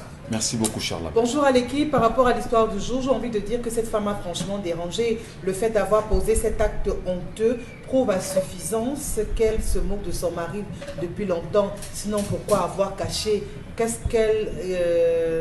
Qui est-elle pour prendre une telle décision sans au préalable consulter son mari? Je voudrais quand même... Pour elle, apparemment, c'est de l'ignorance. Oui, peut-être. Voilà. Mais je voudrais quand même... Le mot de la Bengan. On fait quand même un problème. Je ne sais pas s'il y a des Camerounais qui pensent comme moi. Est-ce que ça devrait vraiment faire un problème? Parce que j'écoute encore l'une des chansons de... Comment ça s'appelle? Je m'échappe. Et Boiletin, qui vous dit, dans une de ses chansons, il vous supplie votre femme qu'elle vous accorde au monde la période féconde. Alors, si déjà vous accordez cette période féconde, dites déjà merci à Dieu. Vous viendrez encore vous arrêter sur une affaire de nom. Justement, il ne faut donc pas qu'il y ait des soupçons à ce niveau. Ouais. Ici, l'homme croyait et tout ça que c'était comme ça. Mais quand on vient mettre le soupçon et comment il découvre, c'est ça qui n'est pas bien. Or, sa patronne et son mari savaient qu'un bombo allait naître. Effectivement. Lui et la maman, la femme du patron qui vient, arrive, il pense que c'était sûrement, elle n'aurait pas dû faire ça, elle. Non, pensait que c'était normal, elle vient, comment je vais dire, bercer son mari, c'est son petit mari qui est né. Parce que la patronne va arriver à la maison, elle se rend compte que, ben, écoutez, l'enfant porte Mathieu comme mon mari. Ah ben dis donc, il s'appelle Mathieu, ah ben c'est bien. Donc c'est le tombon aussi avec moi à la maison. Et puis, pourquoi on fait un problème? Non, mais sauf qu'elle n'a pas dit que c'est ton bombo. Voilà. On sait que c'est le bombo, elle sait que c'est le bombo. Alexandre Carole. Bonjour, moi c'est Tanga Angèle depuis Yaoundé. Je ne trouve pas un problème à cela. L'homme donne le nom et la femme le prénom. À ce que je sache, le prénom du patron, il n'est pas le seul à avoir ce même prénom. On est vraiment libre de donner le prénom qu'on veut. Je porte mon enfant 9 mois dans le ventre. J'ai aussi, d'une part, le droit de donner le prénom que je veux. On n'a pas refusé, ma fille. Ce n'est pas là. Justement, monsieur a dit choisis le prénom. Mais c'était encore plus convivial, plus galant, plus élégant de dire ce prénom, c'est le prénom de mon patron, c'est tout. Moi, j'ai eu 3 bombos en 2020. Voilà. 3. Bengan. Oui, tout à fait. Voilà. Mais est-ce que techniquement, Isabelle Carole, comme d'ailleurs vous l'avez tout à l'heure dit, mais je veillais. Est-ce que c'est garder la présence du patron en permanence vis-à-vis d'elle? Parce que comme chez la maladie, c'est toute la vie quand même. C'est éternel même à la limite. Ouais. C'est éternel. Voilà mon patron, voilà mon patron, voilà mon patron. Donc il faut que ces liens soient tellement forts, aussi solides, et on se pose bien la question, qu'est-ce qu'il a pu bien faire pour que vraiment il décide de le faire? Et au-delà de ça, il y a un problème informé. C'était aussi le mari avait été informé au préalable. Ça me pose pas de problème. Je ne crois pas qu'on serait à ce stade. Charles, est-ce que ça dit justement aujourd'hui que ceux à qui on donne, on attribue parfois des noms, on accorde leur appellation aux enfants, ils devraient prendre ceci avec beaucoup d'honneur. C'est tout un symbole quand même, éternel. Lorsque vous entendez l'appellation Mbombo, voici mon Mbombo, voici mon Mbombo à qui j'ai donné le nom. Vous le prenez, bon, les Français ont appelé ça mon homonyme. Mon homonyme, mais mon Mbombo, c'est vous. Ma continuité. Mbombo, mon Mbombo, c'est ma continuité. Tout à fait. Mbombo, c'est-à-dire... C'est moi tout fait. C'est-à-dire, de la même manière que je suis mon Mbombo. C'est ce que les chrétiens catholiques sont arrivés, ils ont baptisé ça le parrain. Si vous voulez, le parrain. Le parrain, on a trouvé pour diluer, et aujourd'hui, les gens s'en vantent, mon parrain. Mais lorsque je dis, viens dire à côté de moi Mbombo, et je dis, quelqu'un dit le parrain, je dis mon Mbombo, ça a deux valeurs différentes. Et deux valeurs différentes. Malheureusement, on a des amis de Carrefour. Parce que tu me donnes trop de billets, je donne le nom à l'enfant. Le jour que tu me donnes pas ton nom, ce n'est pas, l'enfant devient le maudit de la famille. Vous voyez, les gens ne prennent pas le temps de juger. On a connu des gens comme ça, M. Michel Gachou, qui, parce qu'ils ont été employés, recrutés, ils ont donné le nom du patron. La première grossesse, le premier accouchement de leur femme, ils donnent le nom de leur patron. Mais après, quand on les vit, c'est les premiers maudits. Justement, comme on parlait tout à l'heure de Biton, maître Biton qui était magistrat, si vous savez qu'à un moment donné, je pense pendant les fêtes de fin d'année, les bombos sont reçus à la présidence de la République. Oui, bien sûr. Voilà. Donc, quand vous êtes dans un environnement pareil, c'est pour ça que cette femme, je ne la condamne pas, je ne la soupçonne même pas d'avoir été infidèle. Mais l'ignorance, il fait qu'effectivement, comme il y a les Paul Biya partout, il y a les Chantal Biya partout, il y a même une association des homonymes de couple présidentiel. Merci de rester sur Equinox Télévision, mesdames et messieurs. L'émission c'est 10-12, le Zénith. Eh bien, après le Zénith, c'est quoi? Ben non. Après le Zénith, c'est Dieu. Voilà. Bon. Il n'y a plus rien, il n'y a rien entre le Zénith et le Zénith. Merci beaucoup. Allez, Constil Amine est avec nous, bien installé ce matin. Il nous ramène avec lui Von Bio. Bonjour Constil Amine. Bonjour Michel Gachou, bonjour nos nombreux téléspectateurs et bonjour à tous les clients et consommateurs du concept Salaka. C'est encore un plaisir d'être là ce mercredi matin pour parler de ce complément alimentaire qui fait de plus en plus la fierté de nos nombreux téléspectateurs. Il est important de consommer régulièrement les compléments alimentaires. Il est important de consommer la gamme Von Bio. C'est une gamme de compléments alimentaires de laboratoire Cedorex. Ça fait plusieurs années que nous commercialisons la gamme Von Bio au Cameroun et en Afrique. Le résultat est tellement positif qu'aujourd'hui, tous les consommateurs de la gamme Von Bio sont devenus des véritables ambassadeurs du concept Salaka, raison pour laquelle je suis encore là ce mercredi matin pour rappeler à tous ceux-là qui n'ont pas encore pris le train de la gamme Von Bio qu'il est important d'emprunter le train de Von Bio parce que Von Bio, c'est une gamme complète. Von Bio, c'est une gamme de très très bonne qualité, une gamme constituée des compléments alimentaires tels que le Von Bio Libido, le Von Bio Gastro, le Von Bio Detox, le Von Bio Relax, le Von Bio Lotion ainsi que le Von Bio Oméga 3, ce complément alimentaire maillot jaune qui fait la fierté de tous ceux-là qui sont diabétiques, de tous ceux-là qui sont hypertendus. Et quand on parle bien sûr de l'hypertension, il est important, chers téléspectateurs, de consommer régulièrement le Von Bio Oméga 3 parce que ça permet de stabiliser notre tension. Le Von Bio Oméga 3 permet de réguler le taux de cholestérol dans le sang. Le Von Bio Oméga 3 permet bien sûr de nous rajeunir au maximum. Le Von Bio Oméga 3 permet de nous donner la bonne humeur en longueur de journée. Vous êtes diabétique, alors là, voilà un complément alimentaire important pour les diabétiques parce que ça permet de réduire les complications du diabète. Le Von Bio Oméga 3 que voici permet également de nous prévenir contre les AVC, de nous prévenir également contre l'Alzheimer. Donc tous ces avantages-là se retrouvent à l'intérieur de cette boîte dans laquelle vous avez 30 gélules. Et c'est une gélule par jour pendant le repas. Vous êtes un consommateur des oméga 3. Vous êtes un nouveau consommateur. Vous n'êtes pas encore consommateur des oméga 3. Alors je vous invite à commander dès à présent votre complément alimentaire qui est en vente du côté bien sûr du magasin 1001 tapis. C'est à Douala au Cameroun. Ceux qui sont hors de la ville de Douala et qui ont besoin de commander le Von Bio Oméga 3, de commander l'huile de poisson, de commander ce complément alimentaire, appelez tout simplement à nos numéros de téléphone et passez votre commande. Nous livrons dans tout le Cameroun et dans certains pays africains.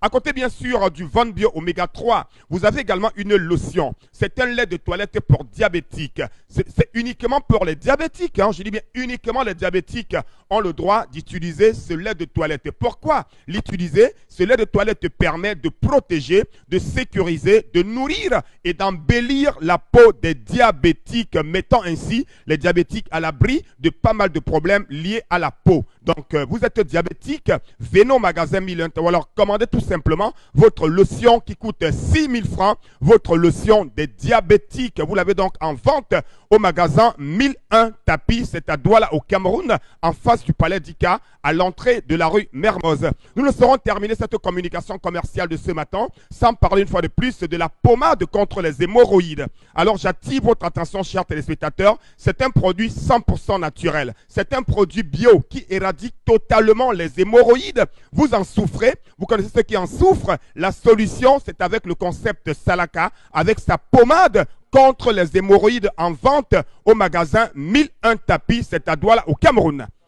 Constilamine de vous entendre chaque matin sur ces questions, mais surtout sur ces produits mis à disposition pour aider le peuple camerounais effectivement à trouver des éléments de santé quand même. C'est important.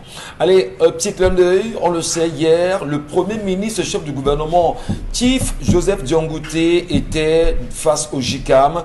Des éléments, un échange nourri quand même a été évoqué et la question évidente ce matin de savoir si Diangoté peut véritablement sauver le dialogue public-privé aujourd'hui quand on sait que ces derniers, du moins le patronat camerounais devra à nouveau aller investir dans la zone en crise, notamment Bamenda et Boya, le nord-ouest, le sud-est Cameroun aujourd'hui.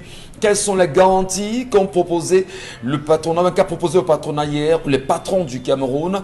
Quel regard pouvons-nous jeter à nouveau pour un retour à la paix dans ces zones en crise? Diangoté a-t-il une visite méritée hier ou pas?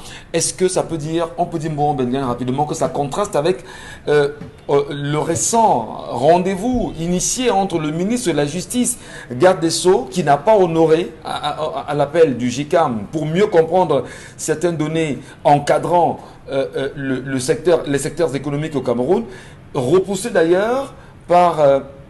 qui a par ailleurs repoussé son ministre délégué à la justice. Est-ce que c'est un signal fort? Le ministre de la Justice n'y vient pas, mais le Premier ministre quand même a effectué un déplacement. Qu'est-ce qu'on peut comprendre à ça? Non, ça n'a pas de lien, ça n'a aucun lien. Vous avez d'abord, d'ailleurs, entendu le discours du président du JICAM. Oui. Quand il a seulement insisté quelque part. Eh oui, monsieur le Premier ministre, nous avons des problèmes d'ordre juridique et judiciaire. Effectivement, nous avons des problèmes, c'est limité. Non, le problème, rappelez-vous, le 23 octobre 2019, monsieur Jean-Yves Le Drian est arrivé au Cameroun. Il a réuni au siège du JICAM et les patrons camerounais et l'Association des Français de l'étranger. Le discours qu'il avait tenu, vous vous rappelez, c'est au cours de cette visite qu'il avait rencontré d'ailleurs l'opposition camerounaise en général, il les a reçus tous, Maurice Kamto, Cabral, tout le monde, Joshua aussi, tous les avait reçus. Il leur a dit, apprêtez-vous à investir dans le nord-ouest et le sud-ouest du Cameroun, parce que la France s'est engagée à soutenir la politique de régionalisme que mène le Cameroun. Bon, nous on est dans la décentralisation, mais comme il y a les régions chez eux, il a assimilé à ça, c'est pas un problème. Mais c'est de ça qu'il s'agit. Le Premier ministre est venu relancer le secteur privé camerounais pour, suivant, permettez l'expression, les instructions de l'Élysée. C'est pour ça d'ailleurs que leur a dit non, quand vous la rendez, c'est le PNUD qui va, ce n'est pas moi. On aurait bien souhaité, on aurait bien souhaité, comment sont sortis du JICAM, que le Premier ministre, chef du gouvernement, dise au moins au patronat où nous en sommes avec les questions de sécurité. À quand le retour de la paix pour rassurer les investisseurs. Il faut comprendre le contexte. Beaucoup, vous parlez au Cameroun, ils parlaient comme si on était un État indépendant. Beaucoup d'entreprises du JICAM sont des succursales des multinationales. Ouais. Et ils obéissent aux injonctions de leurs patrons. Ils sont là-bas, ils ne sont pas là pour eux-mêmes. C'est pour ça qu'ils veulent commencer à arracher petit à petit cette, une certaine autonomie. Quand ils proposent au gouvernement qui ne les écoute pas, par exemple, c'est le concept qu'ils ont appelé le nationalisme économique. Vous regardez le comportement des banques. Ici, tel a volé l'argent pour partir là-bas, tel a dilapidé ici, il faut bien maîtriser l'environnement de la mondialisation. Justement, c'est ce qu'il faut comprendre ça. Comment l'appeler, Margaret Thatcher et Ronald Reagan y ont mis un contenu politique et idéologique. Si vous ne le comprenez pas, ce n'est pas bon. Très bien. Et nous, on va jouer. Ni le Premier ministre, ni le JICAM. On dit d'ailleurs que c'est la première fois qu'un Premier ministre a eu JICAM depuis sa création en 1957. Donc ce n'est pas parce que le ministre d'État Laurent Esso n'est pas venu qu'on aura envoyé. Le Premier ministre serait venu longtemps avant, lorsqu'il y a eu ce problème avec le directeur général des impôts, mais il n'est pas venu. Donc, ici, quelques messages rapidement de Dominique Audrey, pour nos amis qui sont sur Equinox TV, avant qu'on ne passe à la revue des réseaux sociaux. Oui, Dadine Dogmo partage avec nous le vécu de sa cousine qui a donné Iniesta comme prénom à son enfant en hommage au joueur espagnol. Et alors que Iniesta, c'est le nom de joueur et le véritable prénom du fameux joueur, c'est Andrés. Finalement, il s'est retrouvé avec un nom il comme donne ça, le nom qui propre, croyant que c'est un prénom. Voilà. Le problème, comment on arrive? On a également Luo Muade. Pour voyager en Europe, mon papa a eu des problèmes, lui-même sans prénom. Le système demandait un prénom et on a dû inventer un prénom introduit dans la machine avec l'accord de la compagnie pour qu'il puisse avoir la facilité. Donc, Bonbon Bengam, vous voyez aujourd'hui. Bengam Kanji, ce sera très compliqué. Ça dépend des systèmes utilisés. Oui, mais est-ce que on ne peut pas accepter les nôtres aussi comme ça? J'ai une de mes filles en France qui a eu un enfant, un garçon. Et le secrétaire d'état civil Mengo. Et on attend que sa maman vienne compléter. Il dit que mais chez nous, quand tu dis Ngo, c'est une fille. Comment je vais dire Ngo quand je vais présenter cet enfant à son grand-père qui est un bonbon? On va dire que depuis quand vous mettez l'Ngo, vous voyez donc comment la civilisation occidentale que vous dites évoluer ne comprend pas qu'il y existe d'autres civilisations. Or, chez eux, il ne peut pas donner son enfant Dembélé ou Moussa. Voilà. Tatiana Clara nous dit Si seulement vous saviez ce que les histoires de donner les homonymes l'ont fait dans les familles à l'ouest. Ma maman a dû faire 11 grossesses comme la plupart de ses coépouses, juste parce que la liste des gens à surnommer était trop longue et elle aurait pu y passer leur vie. Elle parle de sa mère dans les familles perverses. Et ses coépouses. C'est dans les familles perverses, c'est pas acté partout. D'accord. Autre message. Oui, on est dans un pays où, sans gestion et orientation concrète et stratégique pour les jeunes, et désormais tous sont tournés vers la boisson, la danse, des musiques sans caleçon, les pratiques pornographiques dans le pays, et maintenant le trafic d'ossements humains en rapport avec la colère de Charles Hamel qu'on décriait tout à l'heure. Voilà, cette affaire d'ossements humain est un business bien huilé. Les jeunes que nous arrêtons ne sont peut-être que le 10e maillon de la chaîne. Il faut pouvoir remonter à la source pour voir les qui sont cachés derrière ce trafic. Merci beaucoup Dominique Audrey. Dit en même temps que ça sent beaucoup la mafia quand même.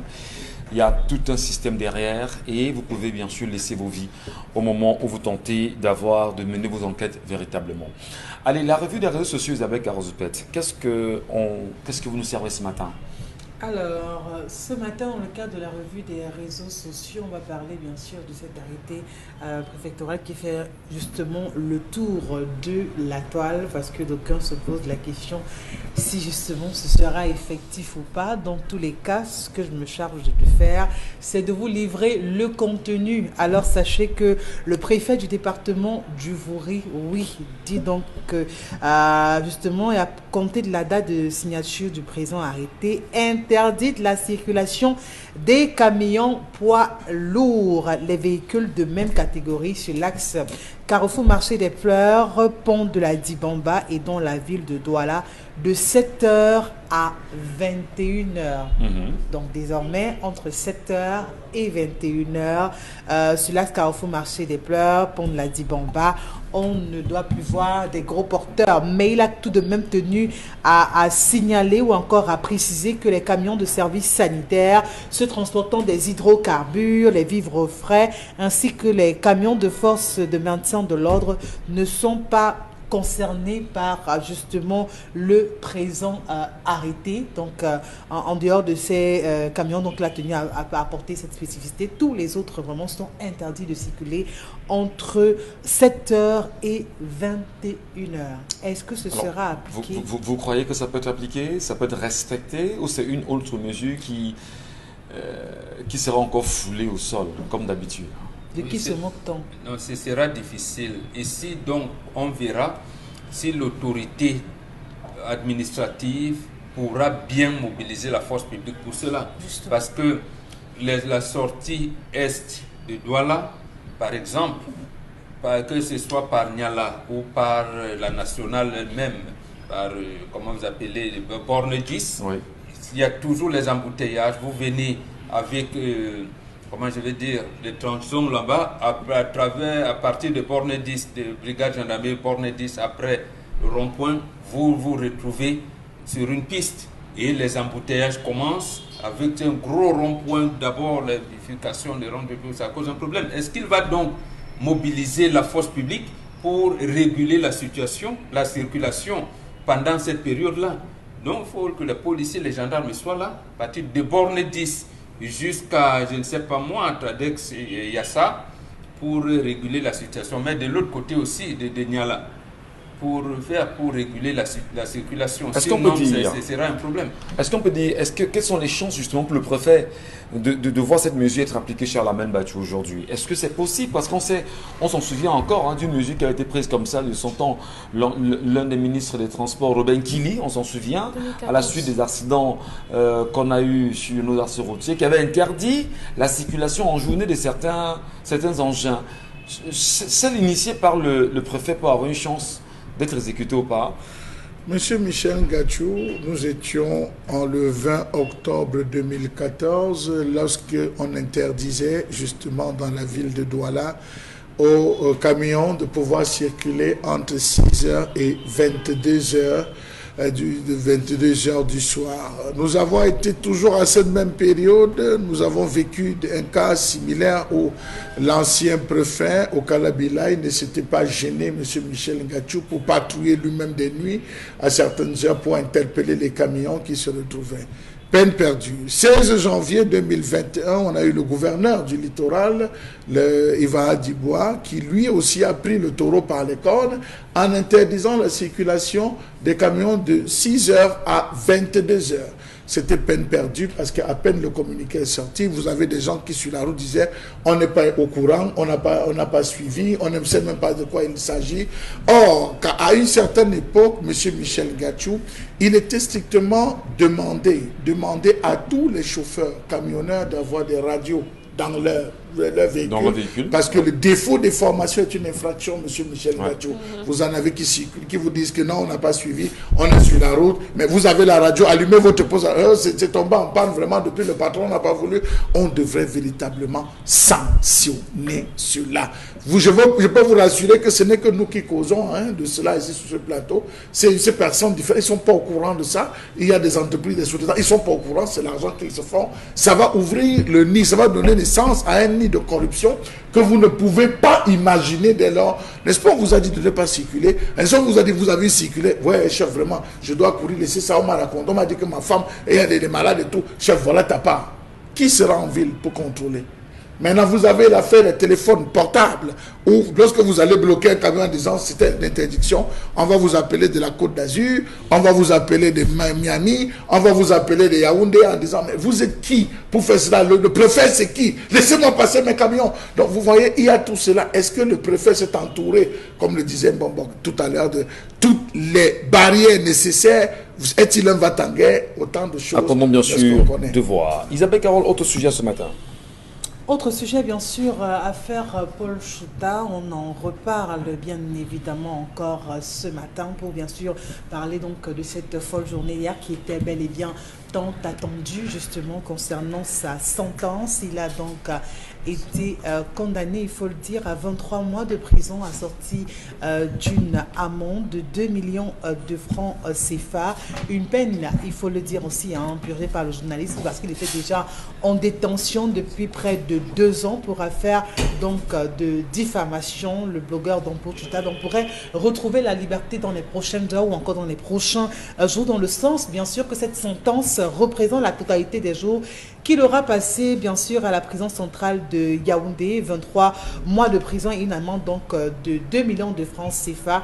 C'est donc la peine qu'a prononcé le juge du tribunal de grande instance du Fundi à l'encontre de Paul Chouta. Il faut noter que c'était en 2019, notamment le 28 mai, qu'il avait donc été arrêté à la suite d'une plainte par l'écrivaine. Et donc la sentence a donc été rendue publique. Maintenant, c'est cette liberté, l'ère de la liberté qui voudrait bien et bien pouvoir respirer. Alors non seulement cela, on a eu plein de réactions hier sur les réseaux sociaux, mais surtout beaucoup d'invectives au final. Alors, peut-on comprendre effectivement que les Camerounais soient courroucés par la condamnation de Paul Chouta qui aura fait 2 ans en prison et qui dans les jours à venir, du moins dans les heures qui suivent, pourra être libéré. On a eu quand même le verdict qui impose à ce dernier 2 millions d'amendes et 160 000, je pense bien, pour les réparations, je crois, si je ne me trompe pas. Alors, tout de suite quand même, Bengan, Dominique Audrey d'abord, on a fait appel. Et on fait, vous voulez pourquoi Dominique Audrey? Non. On a fait justement appel sur cette question. Oui. C'est quand même sérieux dans un pays, on vous a donné 2 ans. Vous avez fait 2 ans en prison, vous avez 2 millions d'amendes pour avoir partagé un vidéogramme qui se retrouve sur les réseaux sociaux. Vous n'êtes pas justement dans la fabrication de l'information. Vous n'avez fait que partager ce que tout le monde voit et vous demandez, vous posiez des questions. Ceci vous vaut au Cameroun 2 ans d'emprisonnement et bizarrement 2 millions de francs. Vous comprenez ça comment vous? Je comprends ça de la même façon que je comprends que le jeune garçon, c'est Ngassam si je me trompe. Le jeune qui n'a pas eu son baccalauréat? est suspendu pour 2 ans. Si je Oui, ne me trompe. Suspendu pour 2 ans. De la même façon, on a recomposé une épreuve, il a composé et il a réussi et il a quand même échoué et il a encore été suspendu. C'est de la même façon que je comprends ça. Parce que c'est incompréhensible. Maintenant, tout ce qu'on peut dire, c'est bien déjà qu'il sorte d'abord, qu'il aille à l'hôpital, qu'il fasse des examens pour savoir quel est son état de santé de façon générale, quelles sont les maladies qu'il a pu contracter là-bas ou bien les pathologies qu'il a pu développer. Mais maintenant, l'avenir va dire pour le reste. Pour le reste. En tout cas, on le sait, Paul Tuta a pratiquement purgé l'essentiel de sa peine, donc il pourra être libéré dans les prochaines heures aujourd'hui au Cameroun. Et après l'acquittement, bien sûr, de ses amendes, on rappelle simplement ce matin que c'est 23 mois de prison pour Paul Tuta dans ce procès pour diffamation contre l'écrivaine Calixte Béala, doublé des amendes de 160 000 francs et 2 millions 160 000. C'est 200 000. Après, est-ce que ça a changé? Bon, 160 000 et 2 millions justement de dommages intérêts. Alors, quand même, est-ce que c'est pas exagéré, Maman? Non, c'est exagéré, mais il faut comprendre que nous sommes dans un régime totalitaire. C'est ça, c'est des pratiques des régimes dictatoriaux. On ne peut pas. Donc, moi, déjà, c'est comme à la suite de Dominique Audrey, qu'il sorte de là, après les examens, bon, il n'a pas atteint quelque chose et tout, et qu'il continue, c'est la lutte. Mais comment comprendre c'est la lutte. En matière de diffamation, au Cameroun, en matière de diffamation au Cameroun, c'est 6 mois. Le mec a fait 2 ans, parce qu'il faut quand même se poser des questions. Nos juges qui rendent quand même, c'est un verdict. En matière de diffamation au Cameroun, c'est 6 mois. Mais le gars, vous lui donnez 23 mois Détention préventive. et 2 millions d'amendes et 160 000. Quel est ce type de verdict qu'on rend et qui semble ne pas respecter quand même les codes juridiques aujourd'hui au Cameroun? Ils disent là-bas qu'ils sont dans un état de droit. Et je leur rétorque en disant oui, l'apartheid aussi, l'Afrique du Sud disait qu'il était dans un état de droit, puisque l'apartheid était inscrit dans la loi sud-africaine. Or, cette loi-là était une loi unique, était une loi que tout le monde condamnait. C'est la même chose chez nous, que ce soit la loi sur combat le terrorisme ou cette prétendue loi de cybercriminalité. Oui, c'est des lois. Si c'est sur cette base qu'on dit qu'on est dans un état de droit parce qu'il y a des lois, oui. Mais ces lois ne sont pas des lois qui régulent les rapports sociaux. Maintenant, il faut comprendre pour tout citoyen, on renverse les dictatures. Et quand on veut renverser une dictature, on n'applique pas les lois de cette dictature. Pas du tout. Pas du tout. Isabelle Caron, c'est quand même un blogueur, journaliste moins par ailleurs. Vous croyez que c'est des mesures qui sont mises en place pour pouvoir au maximum museler la presse à ne pas être indépendante dans sa globalité? Oui. On comprend tout de suite que ça s'arrête pas seulement à lui, c'est un message qu'on veut passer aux autres. Ouais. On veut commencer à pouvoir influencer justement ces personnes qui sont dans ce secteur. On veut faire comprendre que oui, la presse, liberté de la presse, mais sachez que vraiment vous êtes sous le contrôle d'une personne, d'une puissance, parce que regardez la façon avec laquelle il a été arrêté, on a renvoyé justement, ou encore ce procès combien de fois, pour des raisons justement qui ne tenaient pas. Pourquoi autant de renvois sur une pareille affaire? Rien que ça, quand même, suscite à se poser pas mal de questions. On peut l'appeler procès de la honte, cher Lamine Bachou. Verdict de la honte aujourd'hui vis-à-vis de la presse camerounaise. Il faut voir tout ce qui a été dit juste après à l'endroit de celle de l'auteur de toute la tribulation qu'a connu Paul Tuta. Il faut voir ce qu'elle encaisse depuis ces derniers temps pour comprendre véritablement. Et je dirais que moi, personnellement, elle est venue me parler inbox, hein, personnellement. Elle est venue me voir inbox pour me dire des choses pour comprendre véritablement je lui ai dit, madame, cette honte. Est-ce que c'est véritablement elle qui était aux commandes? Point d'interrogation. Est-ce qu'on s'est servi d'elle pour le faire? Point d'interrogation. Une chose est sûre, c'est que l'histoire finira par donner des. Et vous savez que les choses dans ce pays ne se cachent pas. Merci beaucoup. Mais dire aussi à la dame en question que oui, vous et moi nous y avions parlé. Je vous ai donné mon petit conseil en tant que Camerounais en vous disant, madame, n'oubliez pas que vous avez une image à conserver. Vous avez quand même, vous êtes Camerounais, vous êtes écrivaine aujourd'hui. Je vous rappelle simplement les mots, mais vous avez toujours trouvé l'occasion justement de nous insulter et de dire que nous appartenons à une communauté. Malgré qu'on vous rappelle qu'on parle quand même de la République, d'un Camerounais et d'une situation, vous estimez que c'est une communauté qui plaide pour X, pour Y et que personne ne vous a payé pour faire quoi que ce soit.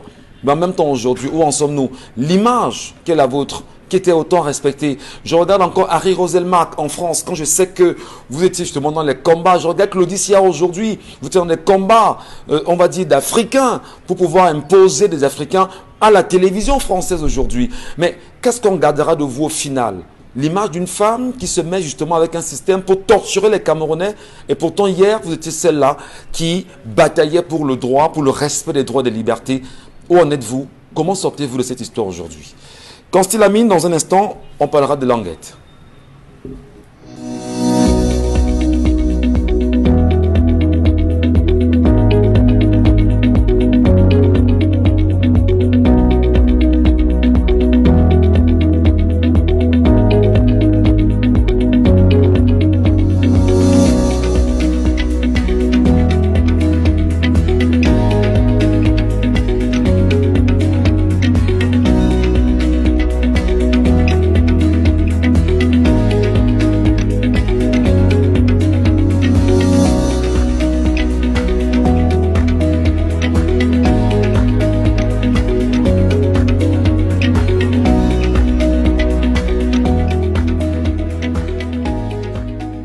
Plaisir de l'avoir à nouveau. Hein. Les languettes et les correcteurs, je ne sais pas si languette c'est correcteur, non, Constille Lamine. Languette.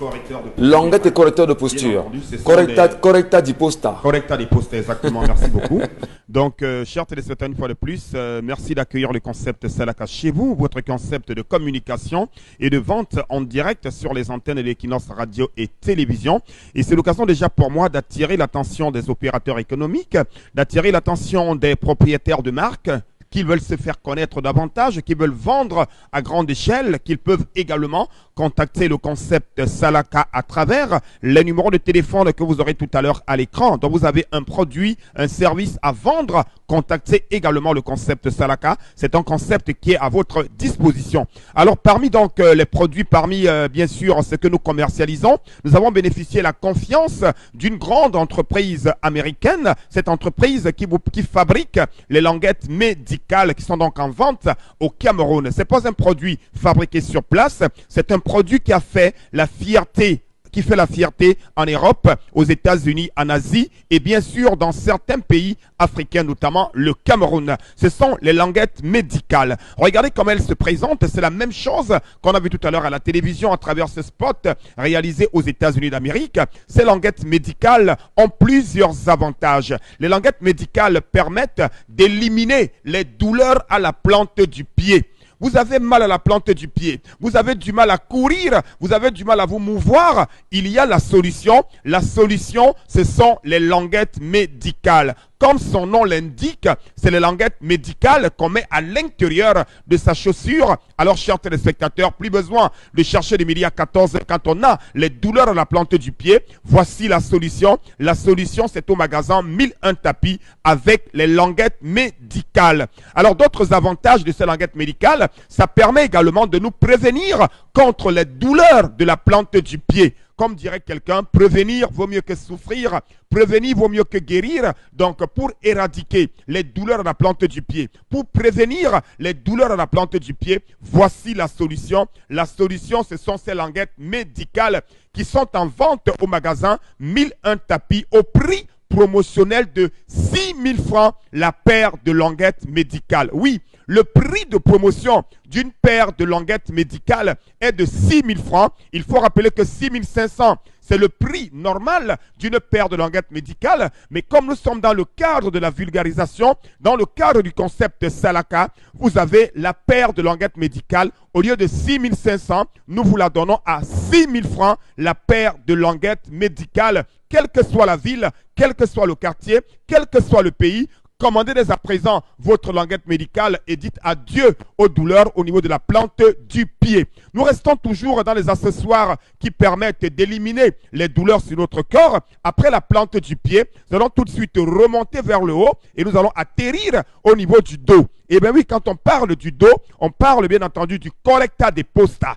Le correcta de posta est votre jaquette médicale qui permet d'éliminer les douleurs au niveau du dos, les douleurs au niveau des épaules, les douleurs au niveau du cou. Le correcta de posta est également en vente au magasin 1001 tapis au prix de 10 000 francs votre correcteur de posture. Je rappelle que le stock est en train de s'épuiser. N'attendez pas la fin du stock. Oui, venez au magasin Mille un tapis et achetez un correcteur de posture au prix de 10 000 francs pour éliminer les douleurs au niveau du dos, les douleurs au niveau du cou et même redresser le dos. Parce que le correcteur de posture présente plusieurs avantages. Pour dire tout simplement, il y a bat for your dos, il y a bat for your neck, il y a bat for your cou. Just come for magasin Mille un tapis and take your corrector de posta. Because the corrector de posta na some fine jacket medical way any man must get them. It cost na 10,000 francs. Na it is soya. Look at my CD. Na it is they call am say corrector de posta. You do your bat for your dos. You do your bat for your neck. You do your bat for your épaule. For your épaule na for your. Just come for magasin Mille un tapis and take your corrector de posta for prix de 10 000 francs seulement. Merci beaucoup, Consil Lamine. Merci infiniment pour vos passages sur nos plateaux à chaque fois, madame, messieurs. Plaisir renouvelé chaque fois que nous sommes avec vous sur cette antenne. Et bien là, nous sommes le 19 mai 2021. Demain, c'est le 20 mai, fête de l'unité nationale au Cameroun. On va certainement se séparer en souhaitant une très bonne fête de l'unité à chacun et à chacune, cher Lamel. Mauvaise fête, vous n'êtes pas partant. Vous êtes peut-être des joyeux anniversaires à ceux qui sont nés le 20 mai, mais pas fête de l'unité. Ah d'accord. Voilà, vous voulez dire joyeux anniversaire à Michel Gachou? Ah, joyeux anniversaire. Oui. Merci beaucoup. Le gâteau, c'est tout à l'heure, n'est-ce pas? Vraiment pour le gâteau, donc d'accord. Ceux qui sont toujours abonnés à 10-12 le Zénith, merci. Vous passez à la maison de Radio Equinox et télévision et on mange. Merci beaucoup. Happy birthday, Michel. Merci beaucoup à vous. Bonne fête à ceux qui vont fêter. Et bien ceux qui ne fêteront pas. De ça. Allez, à demain.